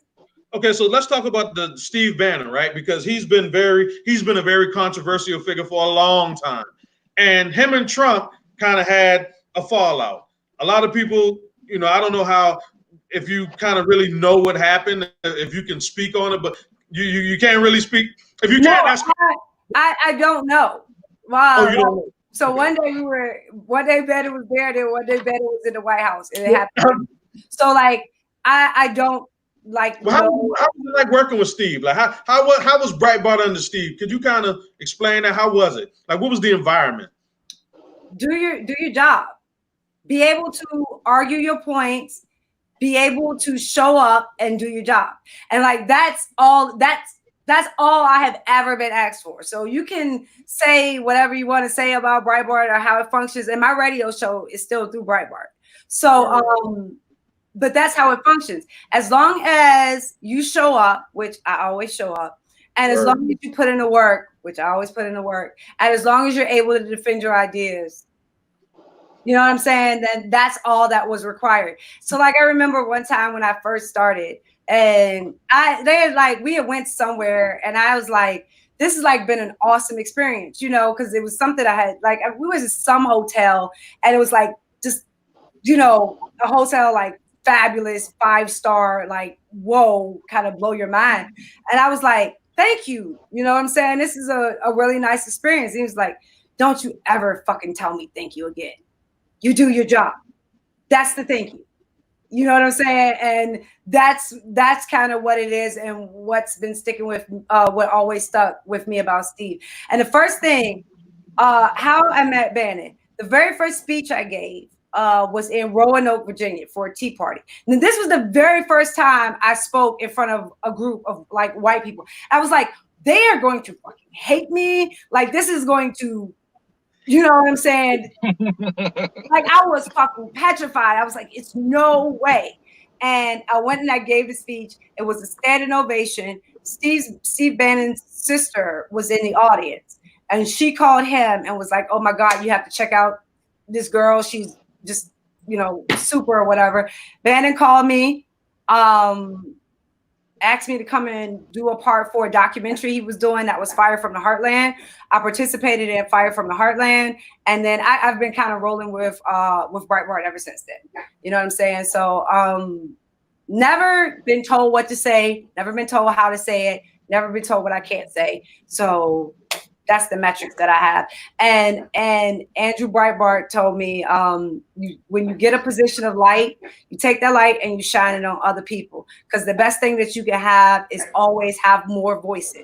And we get stagnant by listening to the same old voices over and over again. And it's very, very important that you replenish the voices. So that's what I've been spending my time doing, and finding gentlemen like yourself to come and to share your voices with me. Word. Okay, so let me get to another question I saw. Man, I'm sorry. I'm Sonnie. I apologize, man. Just so many questions, man. So many people coming up. Yeah, we done kidnapped Sonnie for y'all, man. We done kidnapped Sonnie. We done. You can't kidnap somebody that's happy to be here, bro. Word. That's what I'm talking about. I'm just saying. Word. Okay, so a brother asked, barking though, if y'all can hear that. I don't know what you barking at. Okay. So a brother said, well, that's fine. He said, with pros and cons, right, of being pro-black, pro-American, is there a way that the two actually can coexist, being pro-black and pro-American? Go to YouTube. Y'all remember Def Poetry Jam, right? Mm-hmm. So if you go to YouTube and you put in Smokey Robinson, a Black American, it is the spoken word that Smokey Robinson did on Def Poetry Jam. Yeah, if you go listen to that, that is like the best. Like, I couldn't say it better than Smokey Robinson said it in that spoken word. So it's A Black American by Smokey Robinson. I highly suggest everybody go and listen to it if you haven't heard it. But I put it in terms of, because when I was growing up, my father was a very, very big James Brown fan. He was like the biggest James Brown fan you would ever meet. And so every Saturday morning, he would fix us breakfast. You know, he worked in the week and he was off on the weekends. So every Saturday morning, he would fix breakfast. And every Saturday morning, I would be woken up to James Brown or Teddy Pendergrass. But most of the time, it was James Brown. And it would either be, this is a man's world, or it would be, I live in America. That, you know what I'm saying? That little combination. Or it would be, I'm Black and I'm proud. And I was like, that's just the household that I was raised in, where you could be Black and proud. You can be proud that you live in America, and you can find joy that, you know, you live in a man's world, but it wouldn't matter anything without you. You know what I'm saying? Like, so that's the core basis of how I was brought up and how I view life. So you're not going to have me take away any part of that. All of that makes me who I am, for the simple fact that I can tell you the story about how my father gave me that portion of what I love so much about myself. You can't take that away. And if you even try, you're going to see the very, very nasty version of Sonnie that I don't like to expose to people. You know what I'm saying? But that it's non-negotiable, and it's not a question. It should not it should not have to be a question. And I feel like there's a lot of white Republicans and white conservatives. They have been beaten so bad by the left and by the media, and they're not bad people, but they have been crushed by the left. They have had their spirits demolished because they keep getting called racist, because they keep getting called sexist, they keep getting called homophobic. So now they're just at a defense against everything. And what I try to tell them is, you can't be defensive against thinking. And that's where you are right now, is you're defensive against thinking, because everything is so automatic and everything is so triggering and everything is so instant that you don't think about it. And so when you don't think about it, you start moving sloppy. You start moving stupid. And we all know, if you're in a situation where you kind of tentative about the situation and you start moving sloppy, that shit ain't gonna work out well for you. You know what I'm saying? But that's where a lot of them find themselves. And they start moving sloppy, and then they jump into conversations that they're ill prepared for. They don't know history for it. They know meme history, which is even worse. I would rather tell me you don't know history than to try to regurgitate meme history to me and think that my intelligence is supposed to accept it. You know, like, those things just, they don't work. And because that has been the narrative that's been given to them and the one that they've been operating on for so long, it's the only one that they know, and it's ineffective and it doesn't work. And they feel defeated every time they get their ass kicked. And so for them, a lot of them, that's where they are. It's not even a matter about whether or not they think our issues should be addressed or our issues should be pushed to the forefront. Most of them simply want to stop being called racist. Like, they're just like, what do I have to do? And I'm like, don't be racist. You know, it was really kind of easy, and you laugh at it and think that it's funny, but I was doing a panel one time. I want to tell you how honest this is, because people think that I'm joking when I say this, or they be like, or you're capping for the white people or something. I want you to be honest. I'm very being honest about this. I was doing a panel one time, and a young white boy got up, and he was like, every time I go to support a Black person, they say that I'm using a Black person as a token, right? So what's the normal answer? The normal answer a Black conservative or Republican would give. What's the normal answer they would give? Oh, they're scared of you. They're so afraid of you. You're going to take over the world. You're their biggest fear. You know what I'm saying? They slice these young Black conservatives and Republicans. They slice their head up to make them think that they're going to strike fear in the heart of the Democrats. Democrats can control Black communities for 60, 70 years. What the fuck you think you will? Come on. But these white Republicans absolutely convinced these kids that they are the second coming of sliced bread. You know what I'm saying? They are the world's best invention. So I asked the white gentleman, I said, well, do you treat them like a token? Yo, if you would have saw the look on homeboy's face, it never crossed his mind to think about that. And you can see it written all over his face. It never crossed his mind to think, am I actually treating Black people like tokens? I was like, so like in the context of that, he was talking about Mia Love. And I was like, so do you share her work?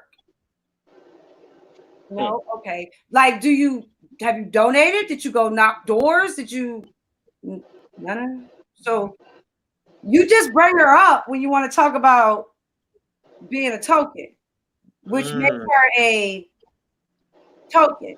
So maybe one of the ways we can move away from that stereotype being thrown at us is if you stop using us as tokens and you actually start supporting our work. You start defending our ideas. You actually start showing up when we need you to show up. Maybe that is the best way to remove the token label and get that off of the table. After the panel, Homeboy's daddy came to me and he was quite upset with me because apparently I wasn't supposed to talk to his son that way. And I should know where I am and who I'm talking to before I, you know what I'm saying, put my opinions out there. And I like literally sat in this man's face and I laughed. And he was like, "Do you think this is funny?" And I laughed even harder. I just bust out laughing. I laughed in his face. Then I touched him on his shoulder, you know, put black germs on him. And then I walked off laughing. You know what I'm saying? And his son walked me a couple of months later and he was like, "Thank you. I had never thought about it. I had never even considered it. And until I can find a black person that I really, really want to support, then I'm going to stop, you know, doing this." And I was like, "Thank you. I would rather have that than you actually running around using us as a token." So the best thing that I found to do is to believe that you can trust some of these people more than we think we can. You know what I'm saying? Some of them, if you tell them the truth, they will listen to it. Some of them won't. And that's just what you have to deal with. But slowly and surely, like I said, I've developed my own base that knows exactly who I am, that knows exactly where I stand, that knows exactly why I'm standing here, and they've chosen to rock with me. And I appreciate that. Man, that is wonderful. Man, I got so many questions and all up here and comments and oh my Sonnie, you done blew us. You done blew us. Yeah, my people over here, because we on different platforms, they like, Yeah. Who is this lady? Yeah, This is what I've been telling y'all about. So man, this what you got. I got some other stuff in there, Shaka. You got something you want to she know what angles I'm coming at. How do you feel about as a black woman, as a mother? I'm asking you as a mother.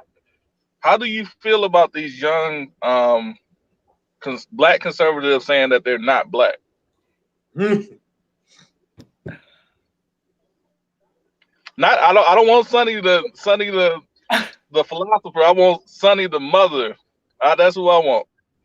I want Sonnie the mother. If you had your little one started to,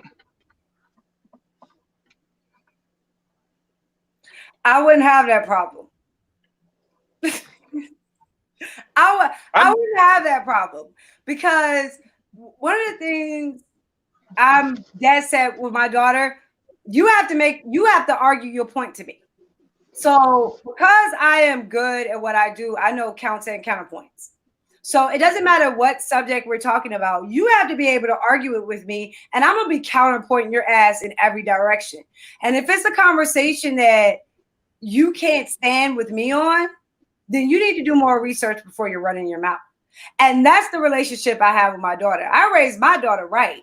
I don't know how some of these people raise their children, where things like research and historical knowledge and actually knowing what the hell you're talking about should actually matter.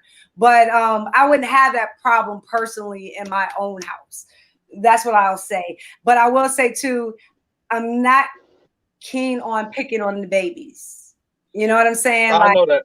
I know. Yeah. I know that. That's why I want the mother part. As far as I'll just legitimately say it's not a trait that you would find in my child, but I don't like picking on the babies. If they need time to grow and adapt and get to where they are, then I am more than willing to give them that time. But it needs to stop where you're getting these young people in, and they don't know nothing. You can use them and manipulate them and put them in spots and positions that they're not ready for, that they're not experienced for, they're not set for. And then you pat them on their backs and you tell them that they're champions and you tell them that they can walk through fire. And then your ass goes and hides behind a rock while they walk out taking all the damn shots, being called Uncle Tom and the Coon and all of that for following your talking points and your marching orders and your agenda. So basically, you're using these little kids as shields. So more than anything, I find it disgusting for the adults that allow that to happen. If you, and this is not even to say don't give the kids a voice, but structure the platform knowing that it is a platform for novices, for young people, and to let them learn and to let them grow. And this is another shortcoming that you can see in the new conservative and Republican movement or whatever. They have nobody in place to teach these things, right? They don't have a mentorship thing set up in place to help these kids walk through it. And one of the most sick things, you know, one of the most disgusting fucking things about these people, and I'm not even joking, one of the most fucking disgusting things about these people is that they don't actually give a damn about the kids themselves. So you don't even take the kids and be like, so what are you doing economically for yourself? What are you doing professionally for yourself? What are your goals? Where are you trying to get to? Are you trying to make this a career or are you trying to go somewhere else? How can I help you get there? What do you need from me that I can get you to where you need to be? How can I be a servant to you? They don't give these damn kids that. And they don't give a damn about these kids. And then as soon as they are no longer of use to them, they are pushed aside and discarded for the new next phase. And I think that is fucking disgusting. First, you use them as human shields, and then you dismiss them without giving them anything tangible to remember your relationship and your time together. And I think that just on the level of human being, that is rotten human behavior.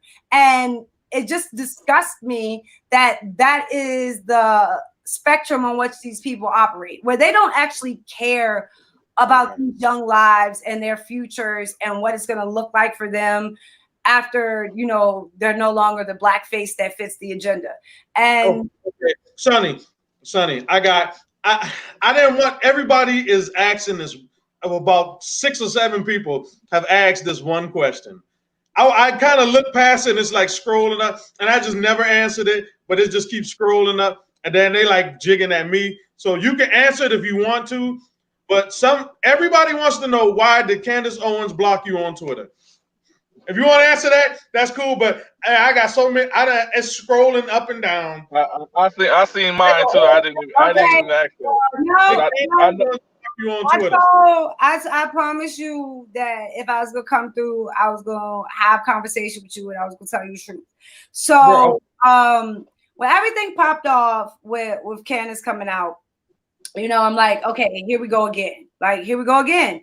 And when I say that, understand, I've been doing this for a while. So I went through Angela McGowan, I went through Stacey Dash, then Omarosa, and now you have Candace, right? And look at the prototype. It's the same fucking prototype every single time. So I'm like, okay, it's at that moment again. But I'm a person that likes to stick on ideas and I don't attack people, because I think it's really where we're lacking is the ideas. There's enough attacks. There's enough fighting. That's handled and taken care of. And I got people like Shaka to do that. But but we can let them fight and I can retweet it. But I try to stick on the ideas. I try to stick on the ideas and to not stick on people. And so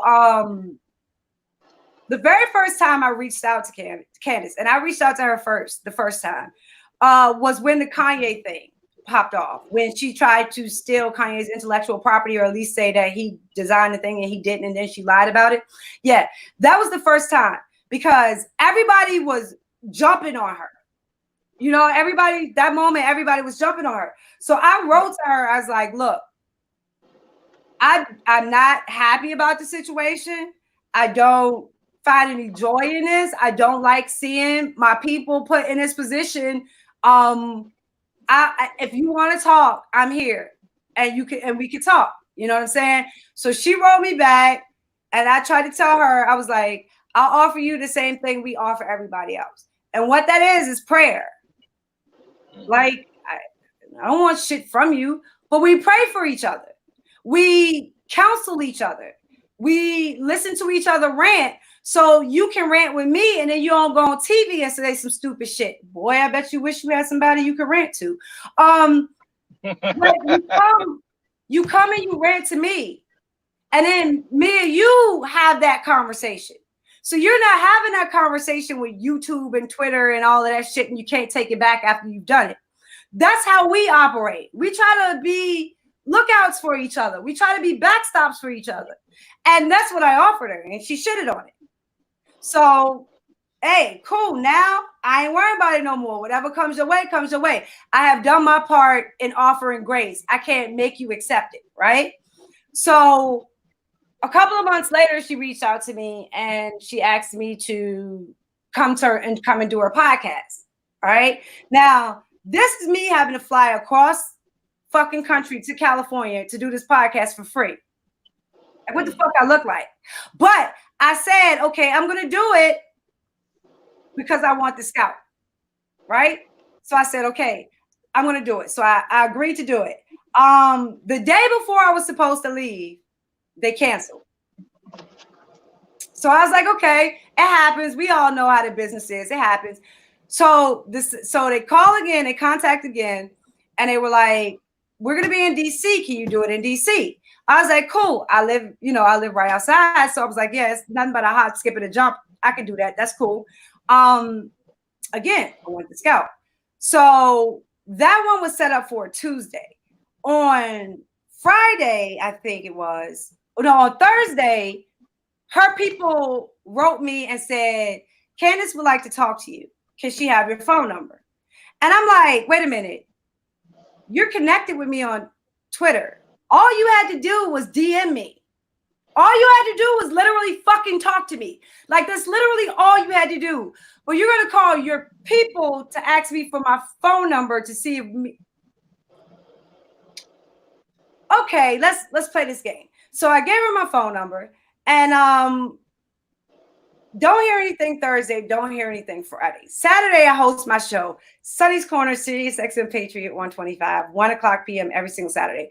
But I host my show on Saturday. So Saturday, I'm hosting my show in the middle of my rant of my first segment. Guess who calls? Candace. No, it was her people. Oh. So they called while I was on my show to cancel. While I was live on my show. So I was like, okay, now these motherfuckers just playing a game with me, right? Mm-hmm. So the lady contacted me again, and she was really, really nice. I'm like, the lady at Prager, she was like a sweetheart, and I'm serious. She really, really tried, and I'll be real honest and upfront about that. She was really, really nice, but she was like, oh, this and it's all this and it was wrong, and we're so sorry. We don't operate like this. We're usually professional. And I wrote it in. I was like, no, I just think Candace doesn't intend on doing this. I don't think she has any intention on doing this, and I think you're wasting both of our time, like trying to negotiate this between us. And she was like, no, I'm positive. She wants to do it. We're going to do it. It's going to be in DC. It's going to be okay. And I was like, okay, cool. Last time, right? The day before, no, 2 days before, they called it canceled. And so that's when I went to Twitter. I was like, okay, this is the third fucking time. You're playing games. You're a fucking joke. Like, disrespectful little. And then she wrote, oh, I'm such a big fan of yours and all of this crap. And then she deleted it. And that's it. Like, that's like the whole story until like the Arbery shit popped off. And then I was like, yo, no fucking more. Somebody needs to seriously check you and like in a serious fucking way. And I will be your fucking Huckleberry because I'm tired of it. And that's when she blocked me.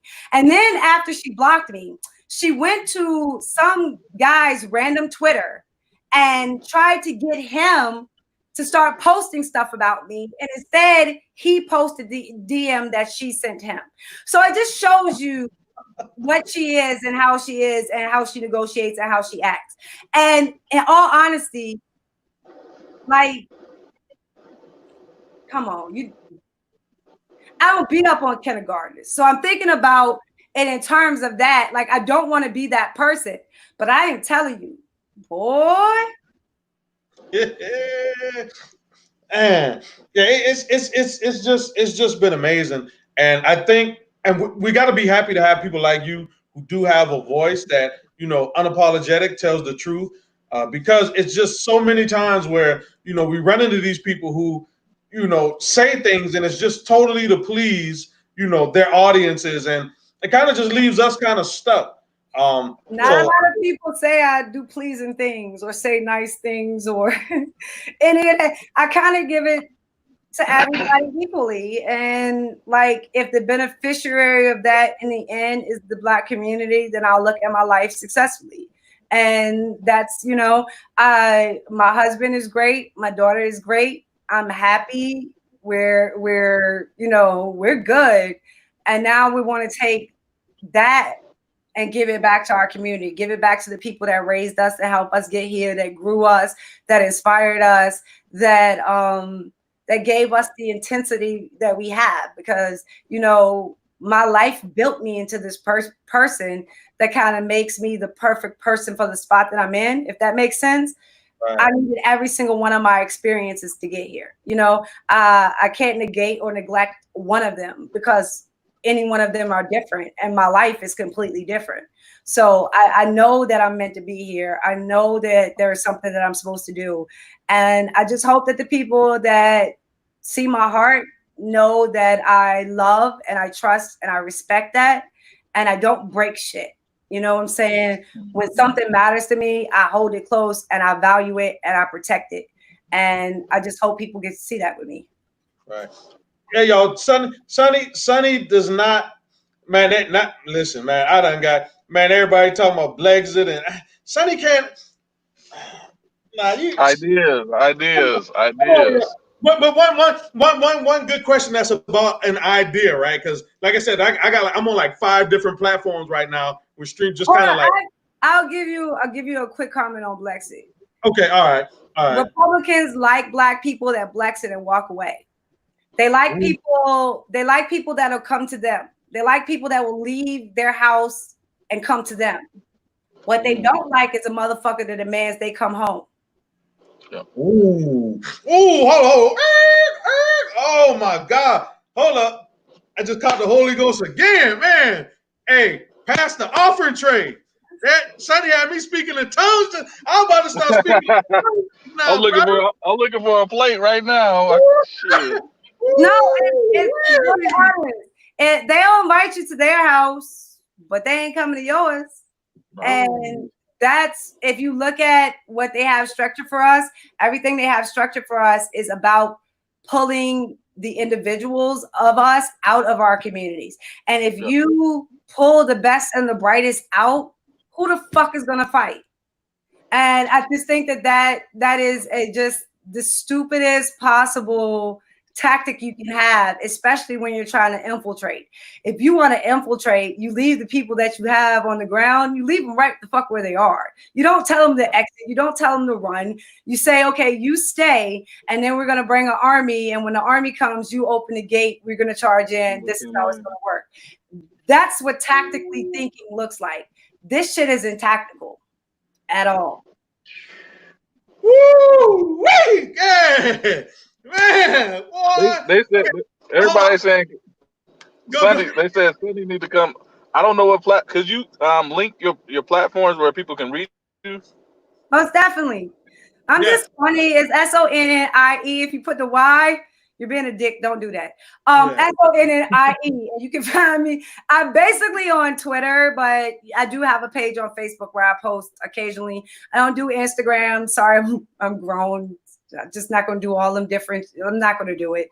But you can find me, like I said, mostly on Twitter, kicking ass, and every single Saturday on SiriusXM Patriot. Okay, yeah, I'm gonna make sure I put. Okay, so you gotta you know how when you hear some it's like like when I hear a Rick Rose verse and Rose just snap, I gotta like hit that joint again. You know what I'm saying? Rose starts snapping, I gotta hit that. 1,000 bricks to buy 1,000 restaurants. That's what I know. Hey, Sonny, you got to break that down again. Please explain what you just said again. I got to hear that again. Explain what you just said. Oh, that was profound. It feels, Shakim, it feels much better when you hear it coming from somewhere else than coming from. No, but it's serious. It's like if you look at the programs that are shaped or what they look at as outreach for Black people, everything is like walk away. Yeah. Like, and then these Black people do it, and then they get on Twitter and they start complaining. I lost all my friends. I lost all my family. I'm like, your dumbass walked away. You walked away. You did that shit. Your family didn't do that. Your friends didn't do that. You did it. And now you want to go and play victim, and the new white conservative family will welcome you in and wrap you in your arms. But when this shit hits the fan, you know who you're going to have? Yep. Your actual fucking family. You know what I'm saying? Your actual fucking friends. The white conservatives are not coming to save your Black ass.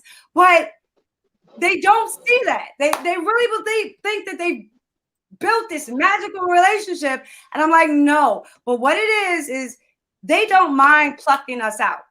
If they can get one or two of us, they don't mind it. Come on, blexit, exit, walk away. But if you're like, no, I'm going to take over. I'm going to stay and take. They don't have time for that. They don't have an explanation for that. And it goes again to them wanting our faces, but not wanting our voices.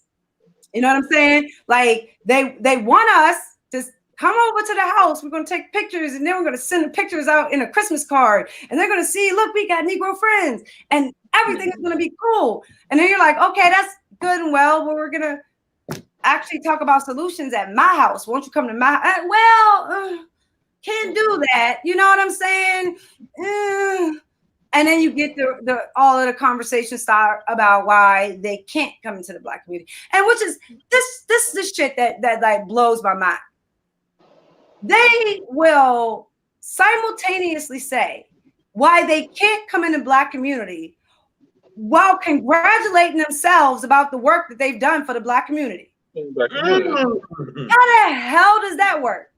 So I'm like, come to the Black community. We can't come to the Black community because the Black community don't want to talk to us. The Black community don't want to listen to us. The Black community don't want us, but we're red pilling the Black community. Okay, which one is it? Because if it was working and you was red pilling, then you should have some invitations. Where the hell are your invitations? So nobody's sending you cards. Nobody's sending you flowers. Nobody is saying, hey, we really had a great time. Would you come back and see us again? They didn't even want the second date with your ass. So, whoa. What are you doing? Whoa. What are you doing? That's where you go. That's the urban myth. So next question I see somebody saying, so for people who want to embrace conservatism, is there like a safe space to where we can all be and not have to worry about disowning our culture and who we are? I have procrastinated on building that space because I was lonely. It was kind of just me for a minute there, you know. It wasn't too many of us, you know, and I'm like, what the hell am I building for? I have nobody. So what are you building for? And that's where I guess you can see kind of what I've put together now. As I was like, I have to go and find my league of extraordinary gentlemen. And Sonnie, I appreciate you, man. I rock with Sonnie all day. I had to go and find my league of extraordinary gentlemen, you know? And now that I've found you guys, now I'm a lot more receptive to create in that space, because now I can ask y'all, what do y'all need? What do y'all want? What do y'all want it to look like? And I think that that's a lot different than a lot of people are like, I'm going to, I'm going to be the next Harriet Tubman and leave the people. Like, who does that? Who does that? And if I'm going to create a place, I want you guys to tell me what you need and what you want it to look like and how you want it to function, and then go from there and building it. Because the thing about conservatives are, we are individuals, and like all of us have our own brand, we have our own way of working, the way we do things. So the trick to making shit work with us is that you have to respect the individuality and give it space of individuality while we are joining together collectively, voluntarily, to build on some of our goals. So like the print I would use for it is like, if you look at Wu-Tang, and you look how each member of Wu-Tang has their own personal identity. They're able to go out and move on their own and function on their own and do movies, and, you know, everything personal to them is a brand. And then they have the whole Wu brand that they all rep, they all sponsor, they all, you know, move with. But they aren't so locked into having to move precisely the same way all of the time. They are given flexibility to let a red man become a red man and let a method man become method man, because they're different.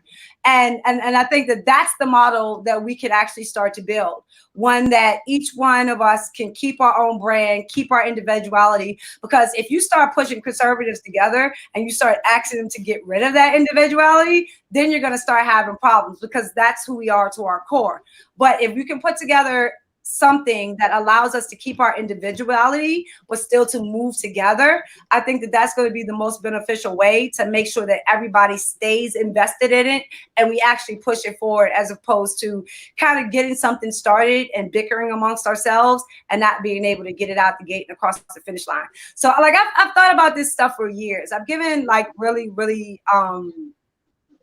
a lot of thought to these things, and I think if you're going to move in this direction, the first thing and forefront of it has to be the Black community. But the second thing has to be the ideas of conservatism. They cannot get lost in the process, and they have to be valued, and they have to be respected, and they have to be taught.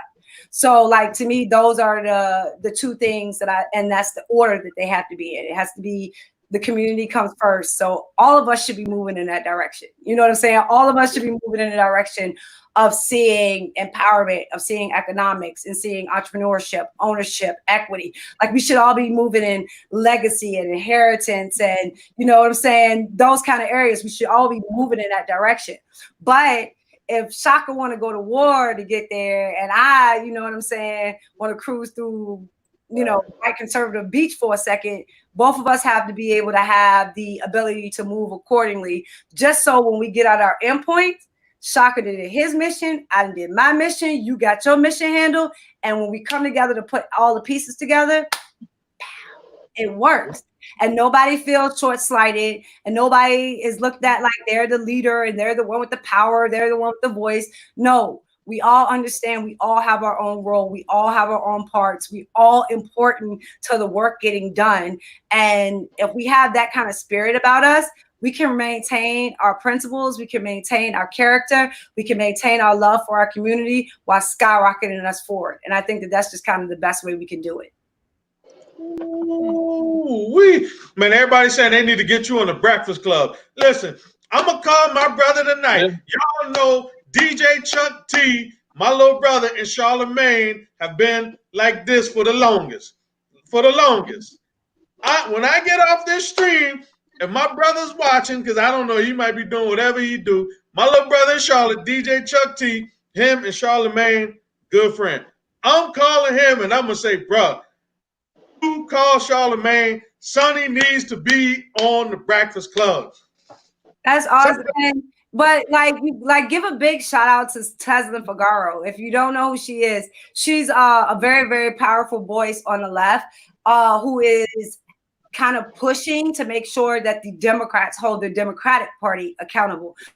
So one of the reasons all of these years that I've been able to like focus on the right so intensely is because I know that Tesla is focusing on the left. And so like both of us are covering bases. And in the end, like I said, me and Taz can talk to each other. We can have disagreements with each other. We don't agree on everything. But in the end, we can come to each other and look at each other like sisters. And we can respect each other's work. And we can support each other's work. even if we sometimes don't agree. And I think that that's a really easy thing for us to get to. And I think if you watch the relationship between me and Tesla, you see how easy and possible it is.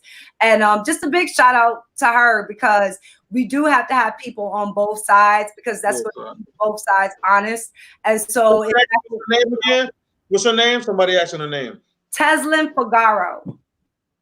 I will text it. I'll put it on my Twitter feed. If you go to my Twitter feed, you'll see it. But like she's just really, really awesome. She works a lot with Benjamin Crump on a lot of the social justice work that he's doing. So she's really, really instrumental in that. She's just a really, really awesome person. And she keeps her eye on the Black community and making sure that our problems are brought to the forefront. So anytime I get a chance to shout my sister out, I really do do that. Just know it's not just people on the right that want to see something different, that there are people on the left that want to see something different as well.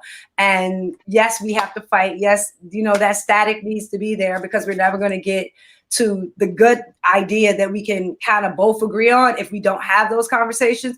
But it is really possible to have that kind of relationship as long as both of you know that the center of it all is the Black community. Man, that's wonderful. Man, I don't want to drain you too much, man. This was a I mean, what? So you're not gonna have me back again? Well, you are back. I mean, we're not gonna do this again. We ain't gonna chop it up no more. You finished listen, anytime you open, man, this we need to. And I was telling Shaka the other day, because me and Shaka, we almost kind of like made this a ritual, and we was talking about you, right? Because we need more things like this, because if we want to keep our narrative at the forefront, we got to be able to do this. We got to exchange ideas. We got to talk to people. We got to interact. We have to build that base so where we can have our voices heard collectively, and it gives all of us a chance to expand. So this is something that I embrace. We want to do often. We need to do 2, 3, 4 times a week. You already been doing this. And don't forget, I'm gonna have my little block party down at your spot. Woo! Because I've seen the work you've been putting in. So we can have these conversations, and I'm down for it. But I like seeing the work, and I like getting on the ground and meeting people. Everybody in my city, because I got most of the people on my timeline in my city. Everybody in this city, you heard Sonnie say when we reopened the Community Resource Center in North Charleston for outside activities, she is coming to rock the block party. Oh yes.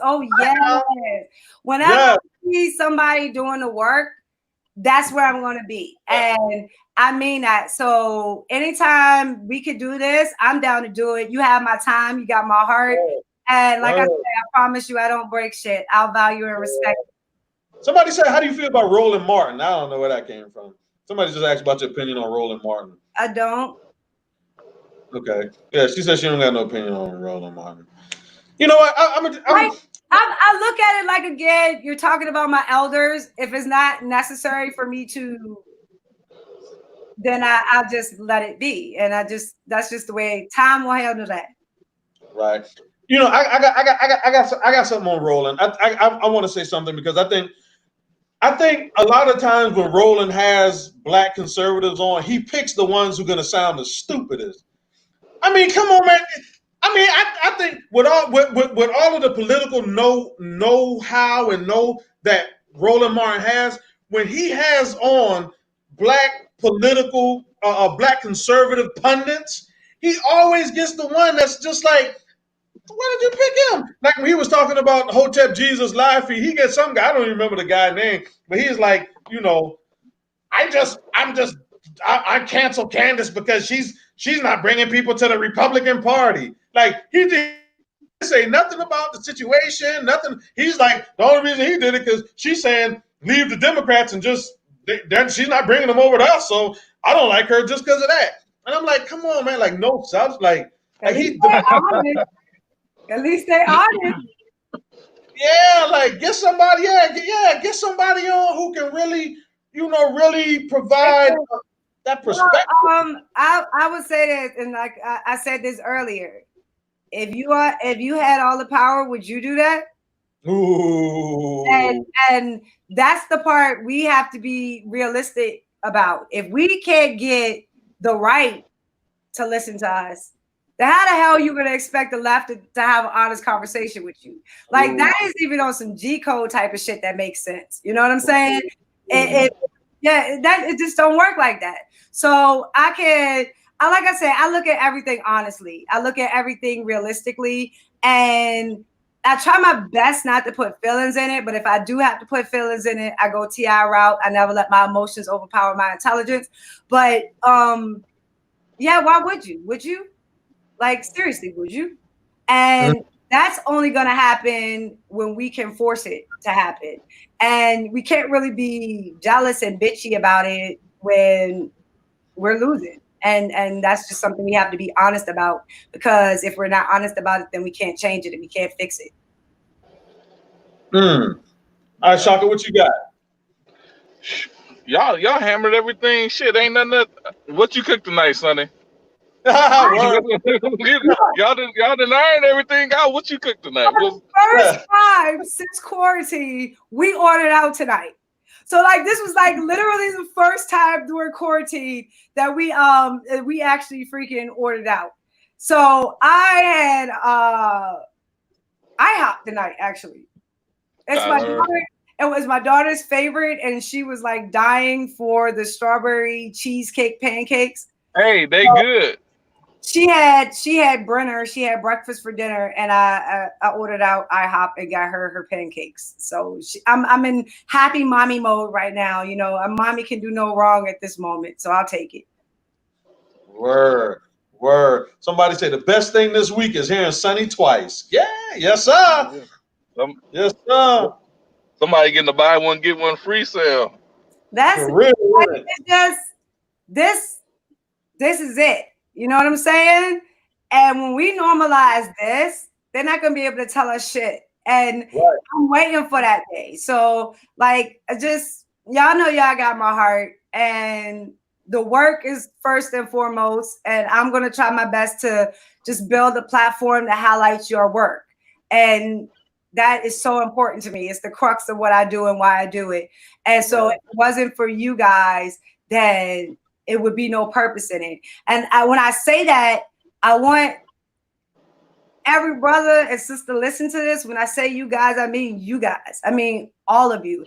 Every single one of you that want something different, that knows change has to come, that's willing to put in the work, but don't know how the fuck to get there.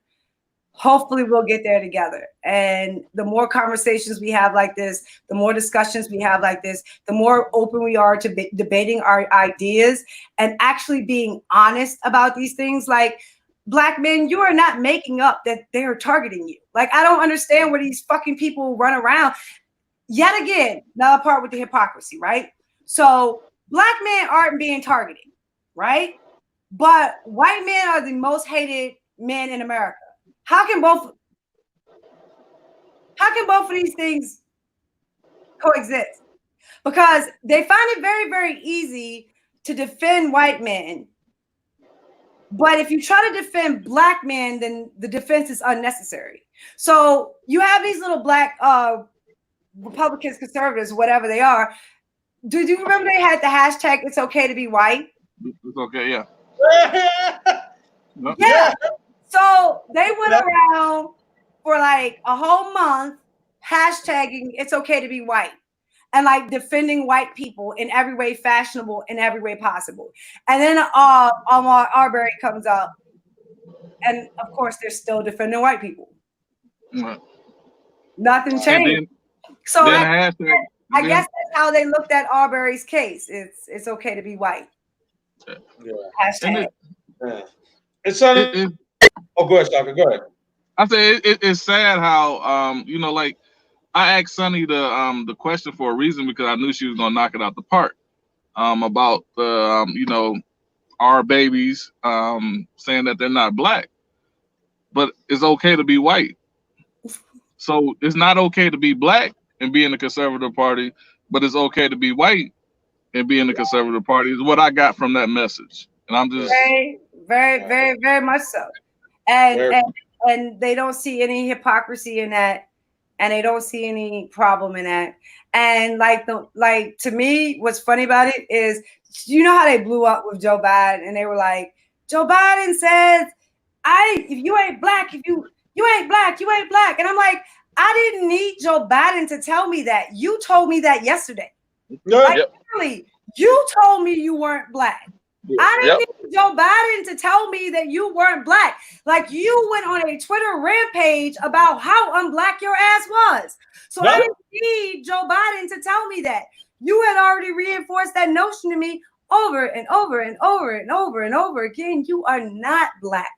But all of a sudden, when Joe Biden reiterates what you just said, because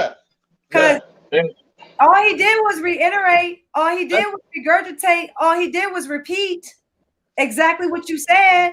Now all of a sudden it's an outcry. Now imagine this. Imagine you were solutions orientated, right? Imagine you had actually had a plan and you actually had that plan in motion. And you actually planned on doing some shit, right? Imagine that. When this came out and Joe Biden said, you ain't black if you vote for me, right? You wouldn't be a jackass running around selling shirts. Yeah.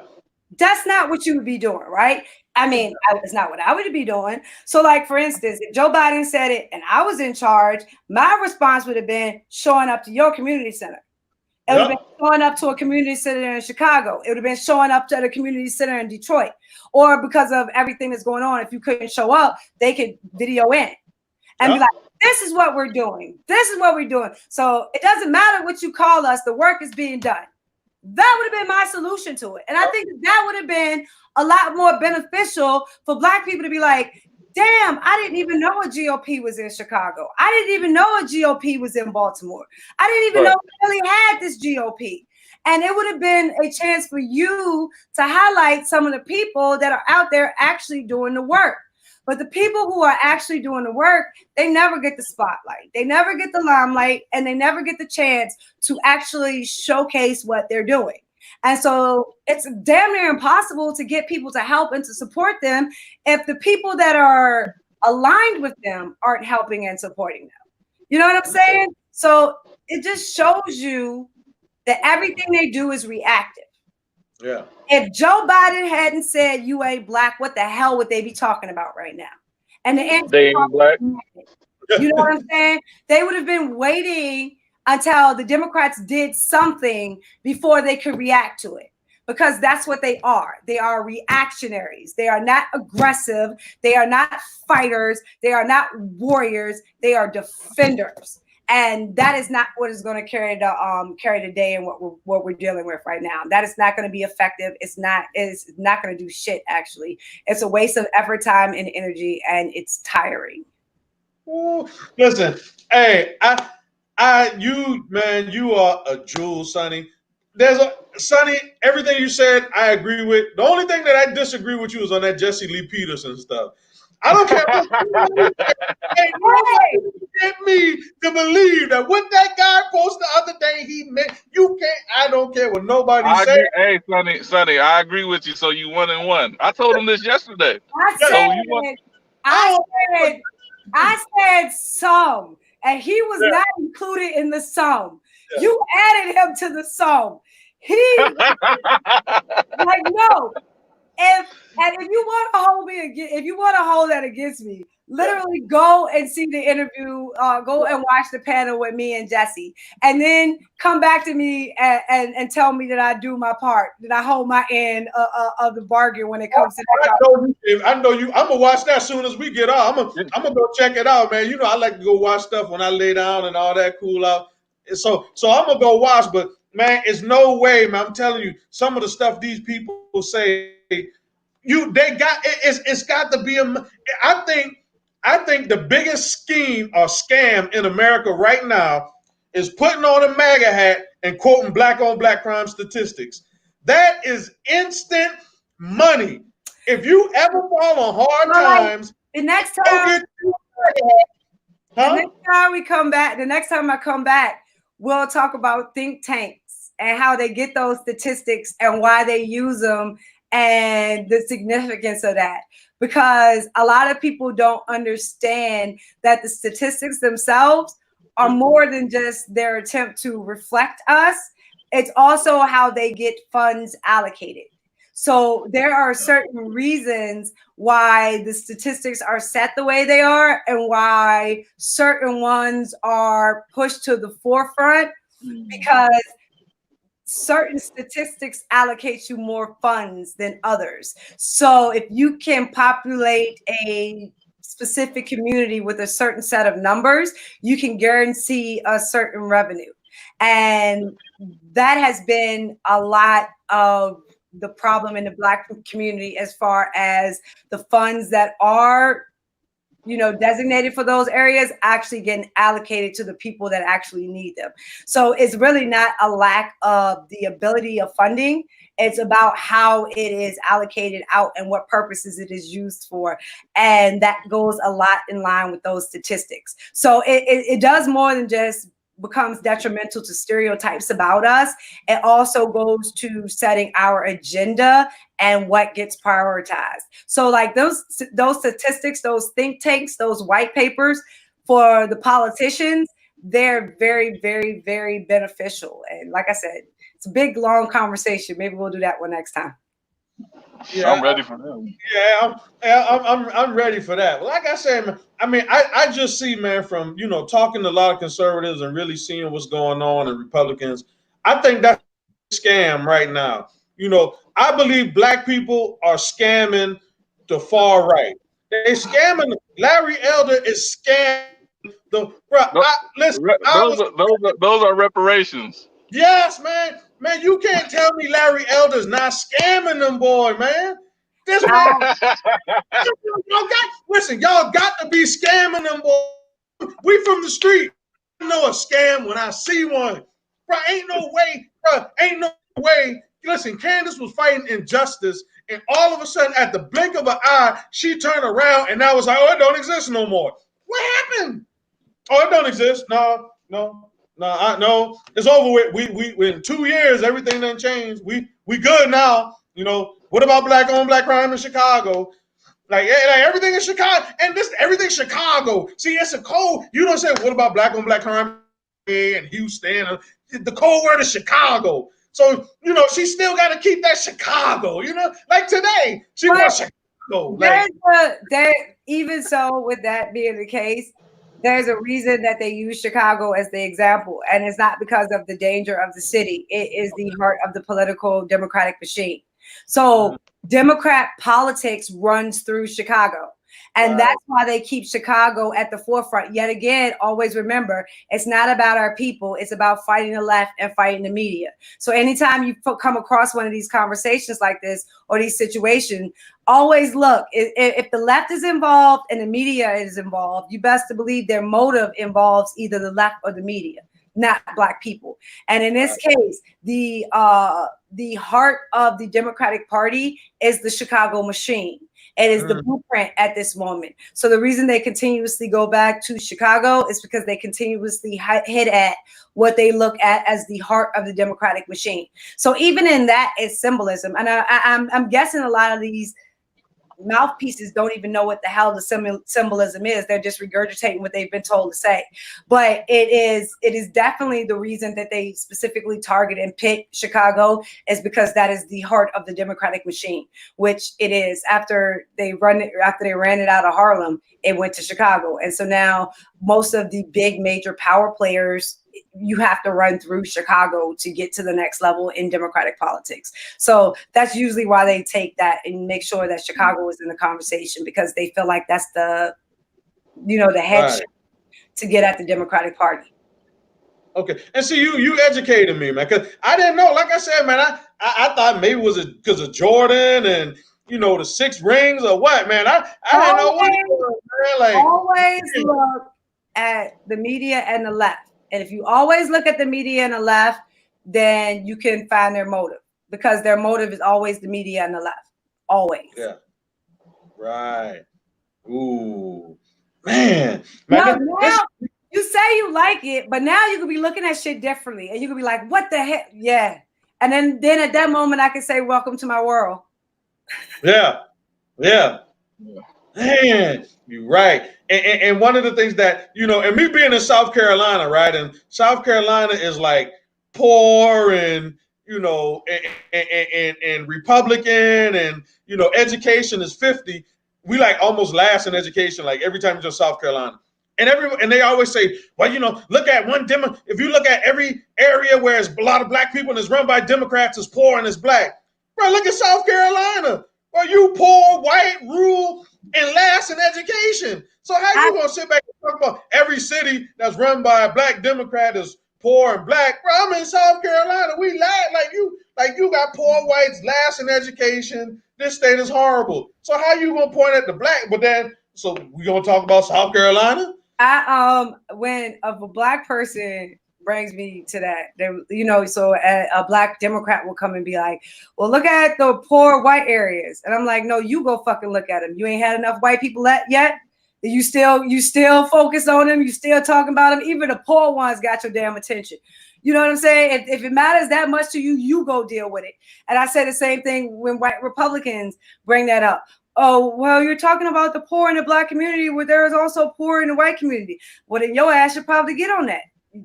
Sounds like a job for you. You should get on that. And once you get there and get on the ground and start working, call me. We can work something out. We can work together. Got no problem with that. But don't ask me to come and solve a problem your ass ain't even willing to go and try to fix.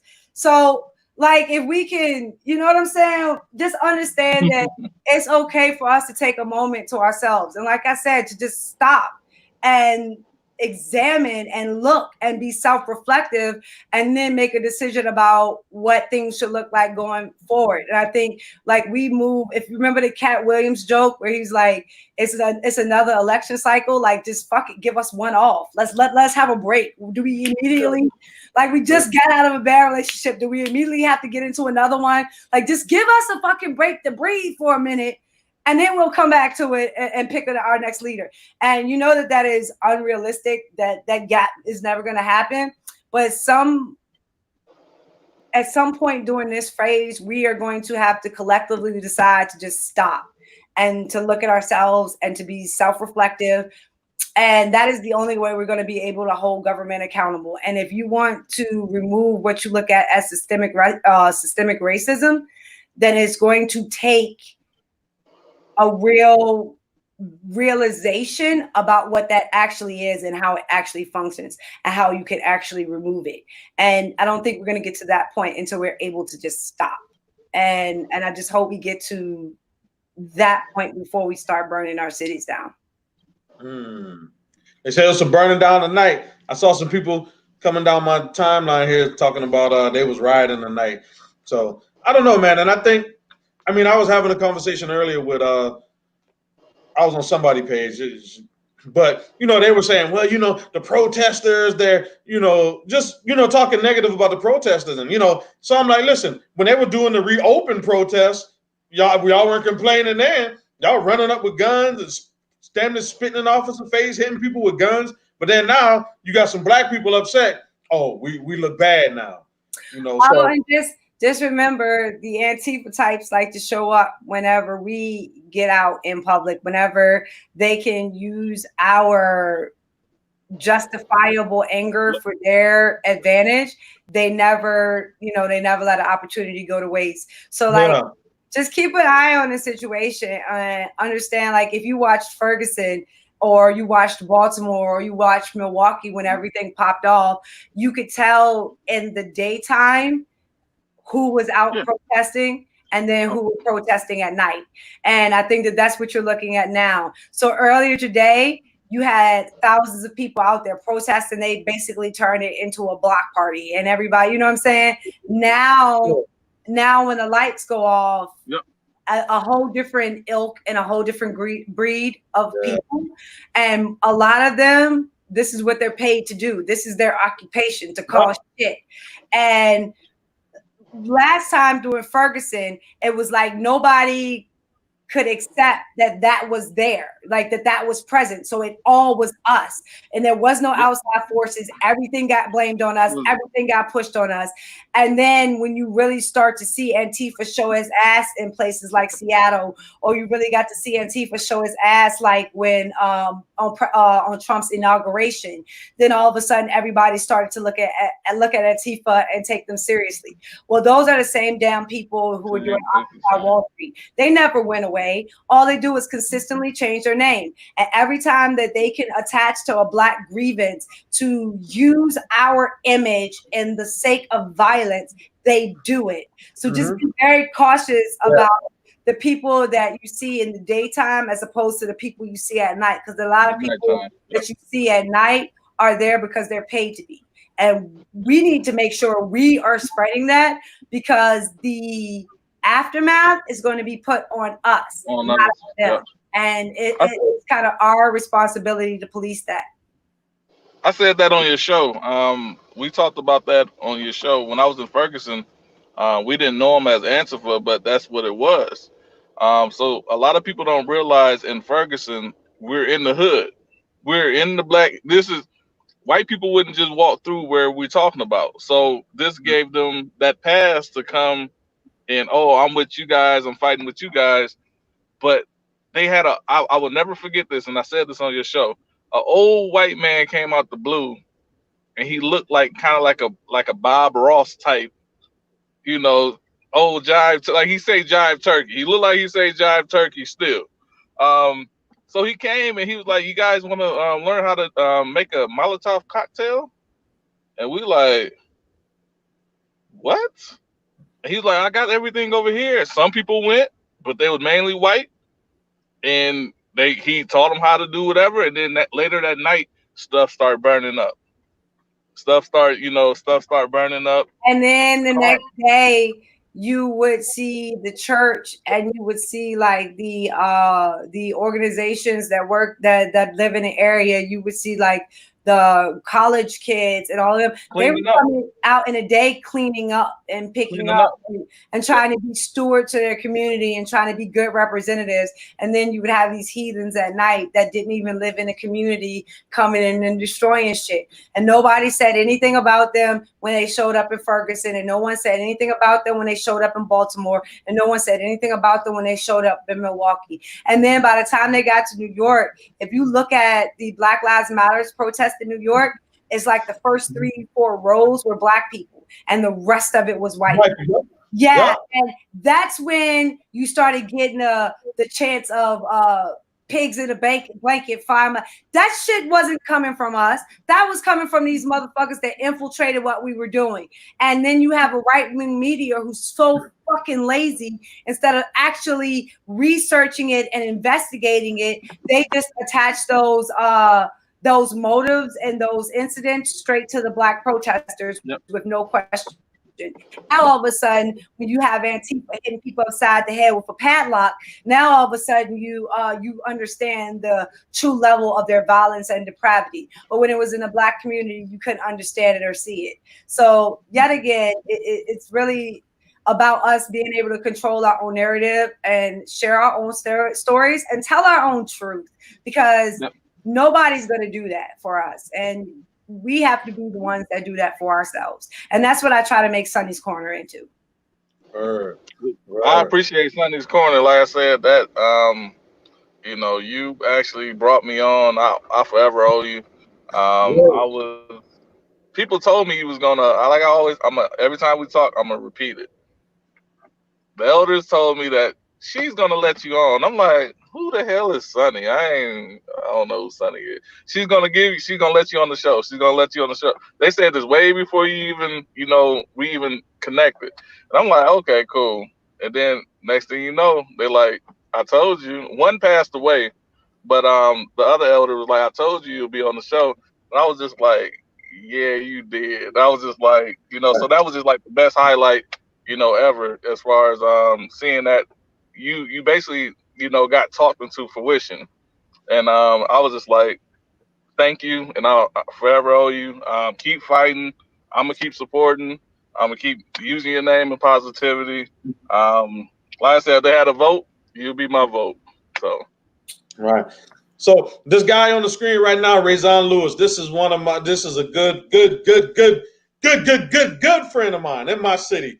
And he does a podcast, and this brother said he would love to interview you. Hit me up. Capital letters. Hit me up. Yeah. I'm gonna make that happen. Shakim vouch for you. You good with me? And yeah, man. That brother does a lot. Yeah, he does a lot of work in the city too, man. I mean, mentoring groups, man, distinguished gentleman. I mean, putting it down.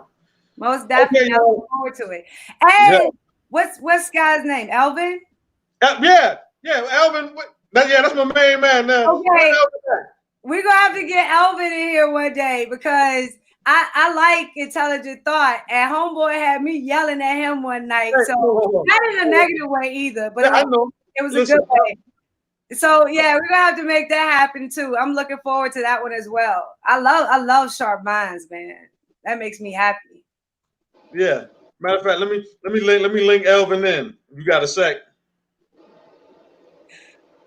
It don't take me long to get in touch with Elvin. I talk to Elvin about 100 times. I talk to Elvin 100 times a day. Hold on. I mean, yeah, looking forward to it. So yeah. Oh yeah. Let me call. I talk to Elvin 100 times a day. Elvin the type of friend. 6:30 in the morning, he'll call your phone. I'll be like, "Yo, what's up, man? Guess what just happened?" And you like, "What, man? Down here. Hey, man. Hey, we got a request for you to get on, man. Where you at?" All right. Everybody in the city know, man. He always got something going on. That's my main man. Something.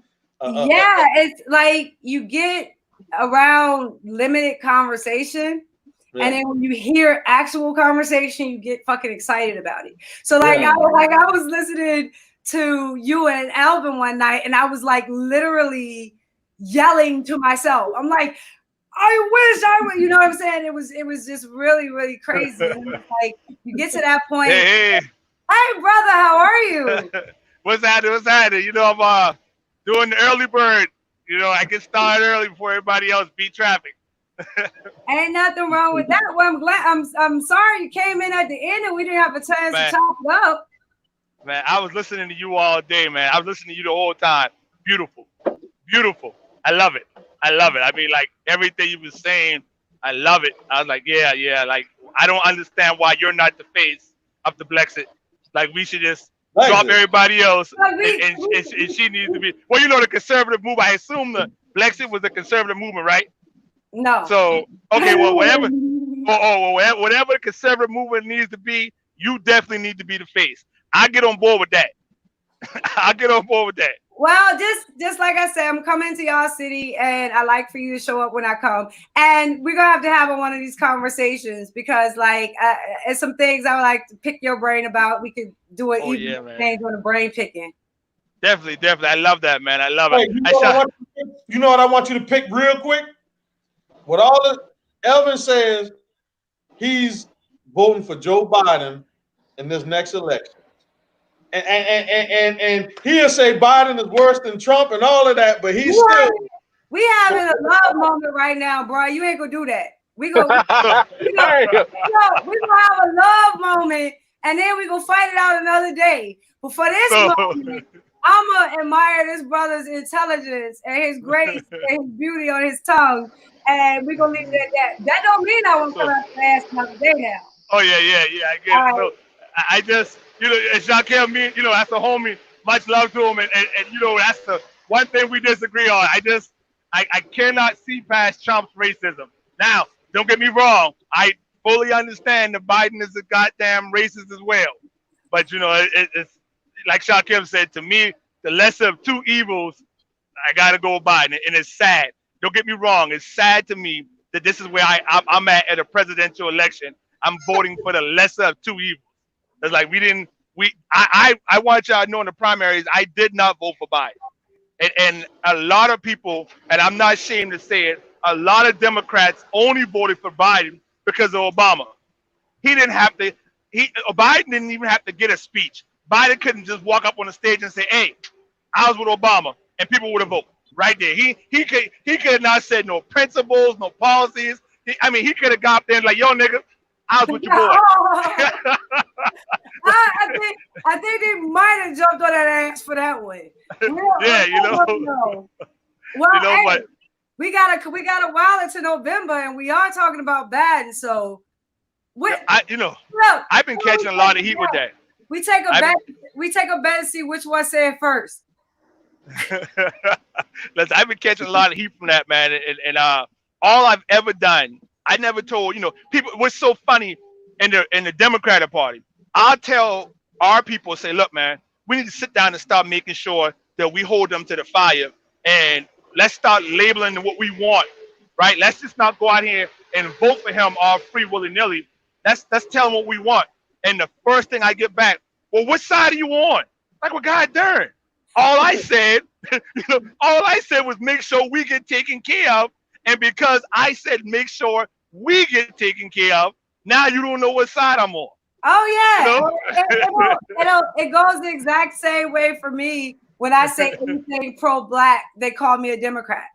So it's like it's the exact same thing. You know what I'm saying? Immediately, I must be left-wing. I must be a Democrat. You know what I'm saying? Yep. So in the reverse, it goes the exact same. Like what I said, it's going to be a nice chop it up when we actually get to talk. Yeah, man. Definitely.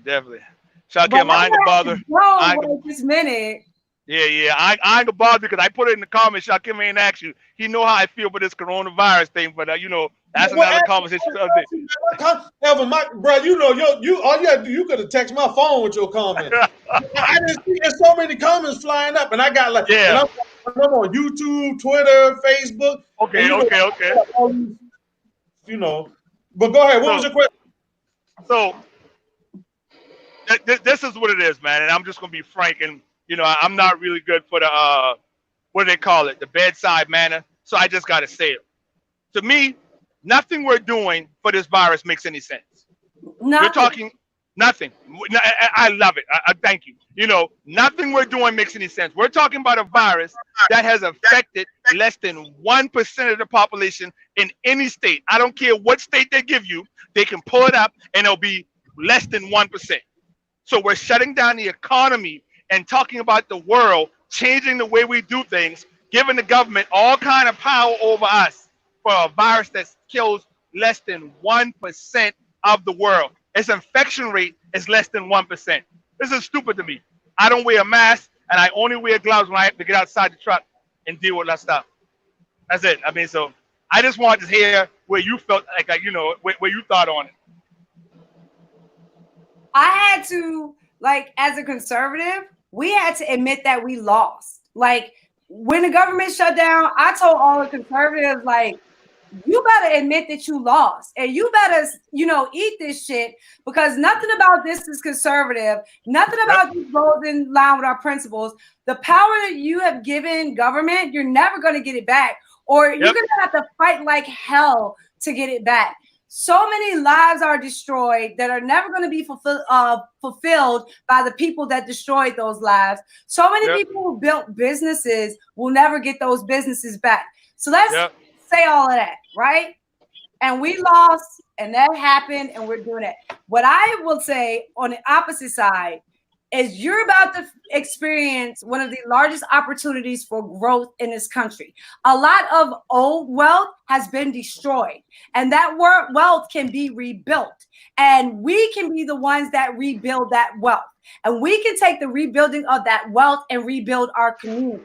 So if we are looking at the situation with open eyes, one of the things that I did was when the stock market dropped, when it hit 19, I think, I invested. I took a large and I invested. So I made a lot of money coming out the other end of it. And that's something that we should be looking at and advocating in times like this. If you got a little scratch set aside, this is a good moment for you to actually start your economic journey as far as being a member of the investor class, being a member of the 1%, so to speak. One of the things about the 1% that people never talk about is that it constantly changes. The 1% doesn't stay the same. It constantly changes. It's like the 0.00001% never changes. But everything else, it constantly changes and it is constantly fluid. So if we just look in our cultural sphere of all the people that started off completely broke and have pulled themselves up into millionaire status, you can think of that on the opposite side of the scale, that a lot of people that were millionaires when we are born are now destitute now. So we can decide which side of the scale we want to be in if we're paying attention to economics and not letting politicians and fear shape who we are. And I hope that we learn that coming out of this. And for that, that's like colorblind, because that is not even a black fight alone. That's colorblind. That's everyone that live up in this bitch. You better learn that this was a very, very bad idea. You should not give your power over to government because they're not going to give it back. No. And when you do give it to them, they will use and abuse and turn it on you. Yes, they will. At the fullest extent that they possibly can. So yes, hopefully we learn from this, but I will admit, as conservatives, we lost. Our ideas lost, our ideology lost, our principles lost, our values lost. And we have to be honest about that so that we can look at everything objectively and try to develop a plan and a methodology going forward that this never has to happen again. Because if we're looking at it and we're being realistic, every president after us is going to have to deal with some kind of pandemic because of the globalization of the world, because of the trade of the world, because of the travel of the world, because of the fluidity of the world. This is never going to go away. Every single administration is more than likely going to have to deal with some form of a pandemic.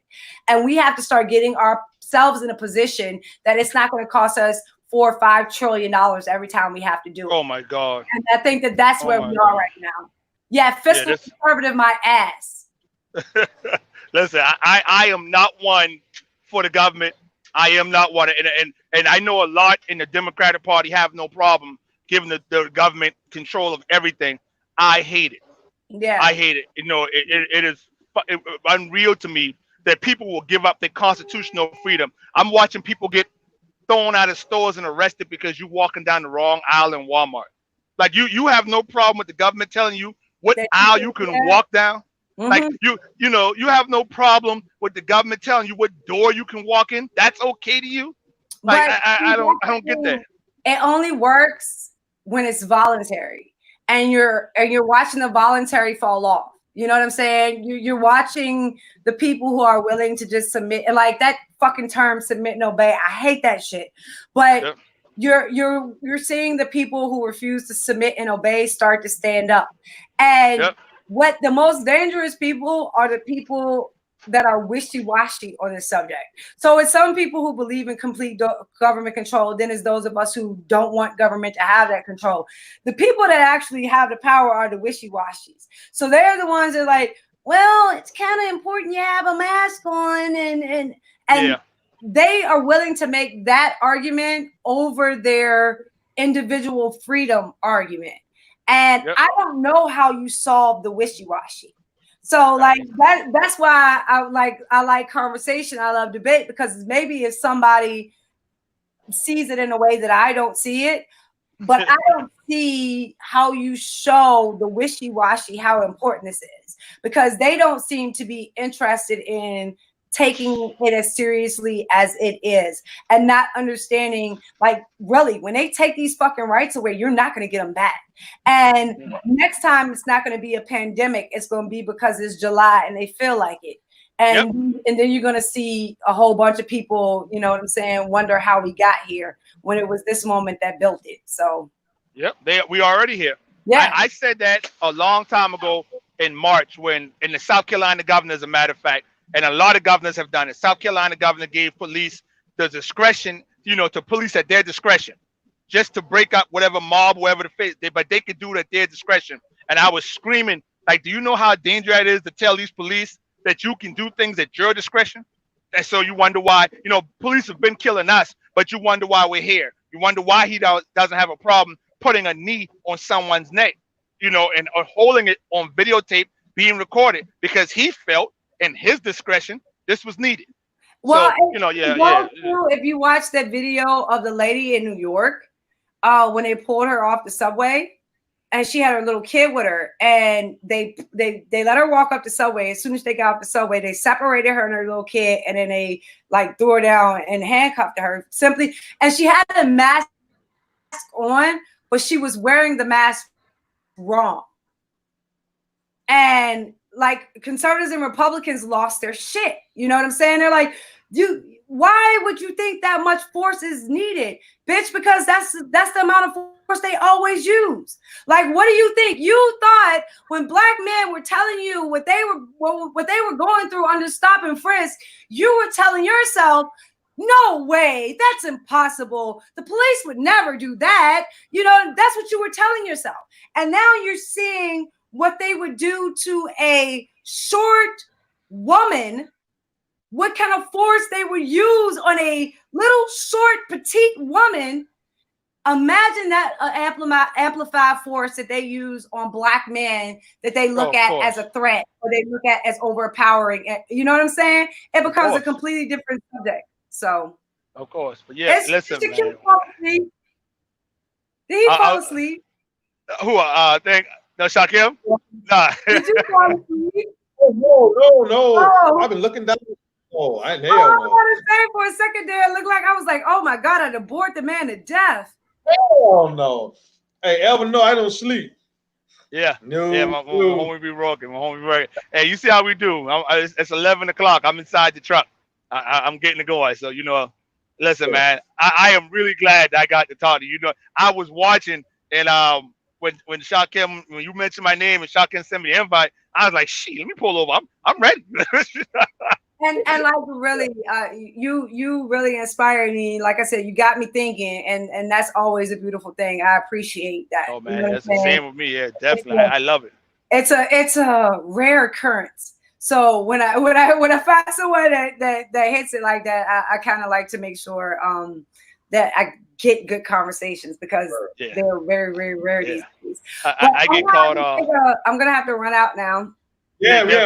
Definitely. Take it easy. Definitely, I want to do this again, Alvin, and get you in from the beginning. And definitely. Conversation with you and Shakim, I think that'd be fabulous. Yes, ma'am. I eat. So when I come down there, y'all better be ready to feed me. Oh, almost there. Almost there. That's the easy part. All right. Well, easy. Thank you for having me, love. I appreciate it. Are you on Facebook? Is she on Facebook or no? Man, you gotta get on.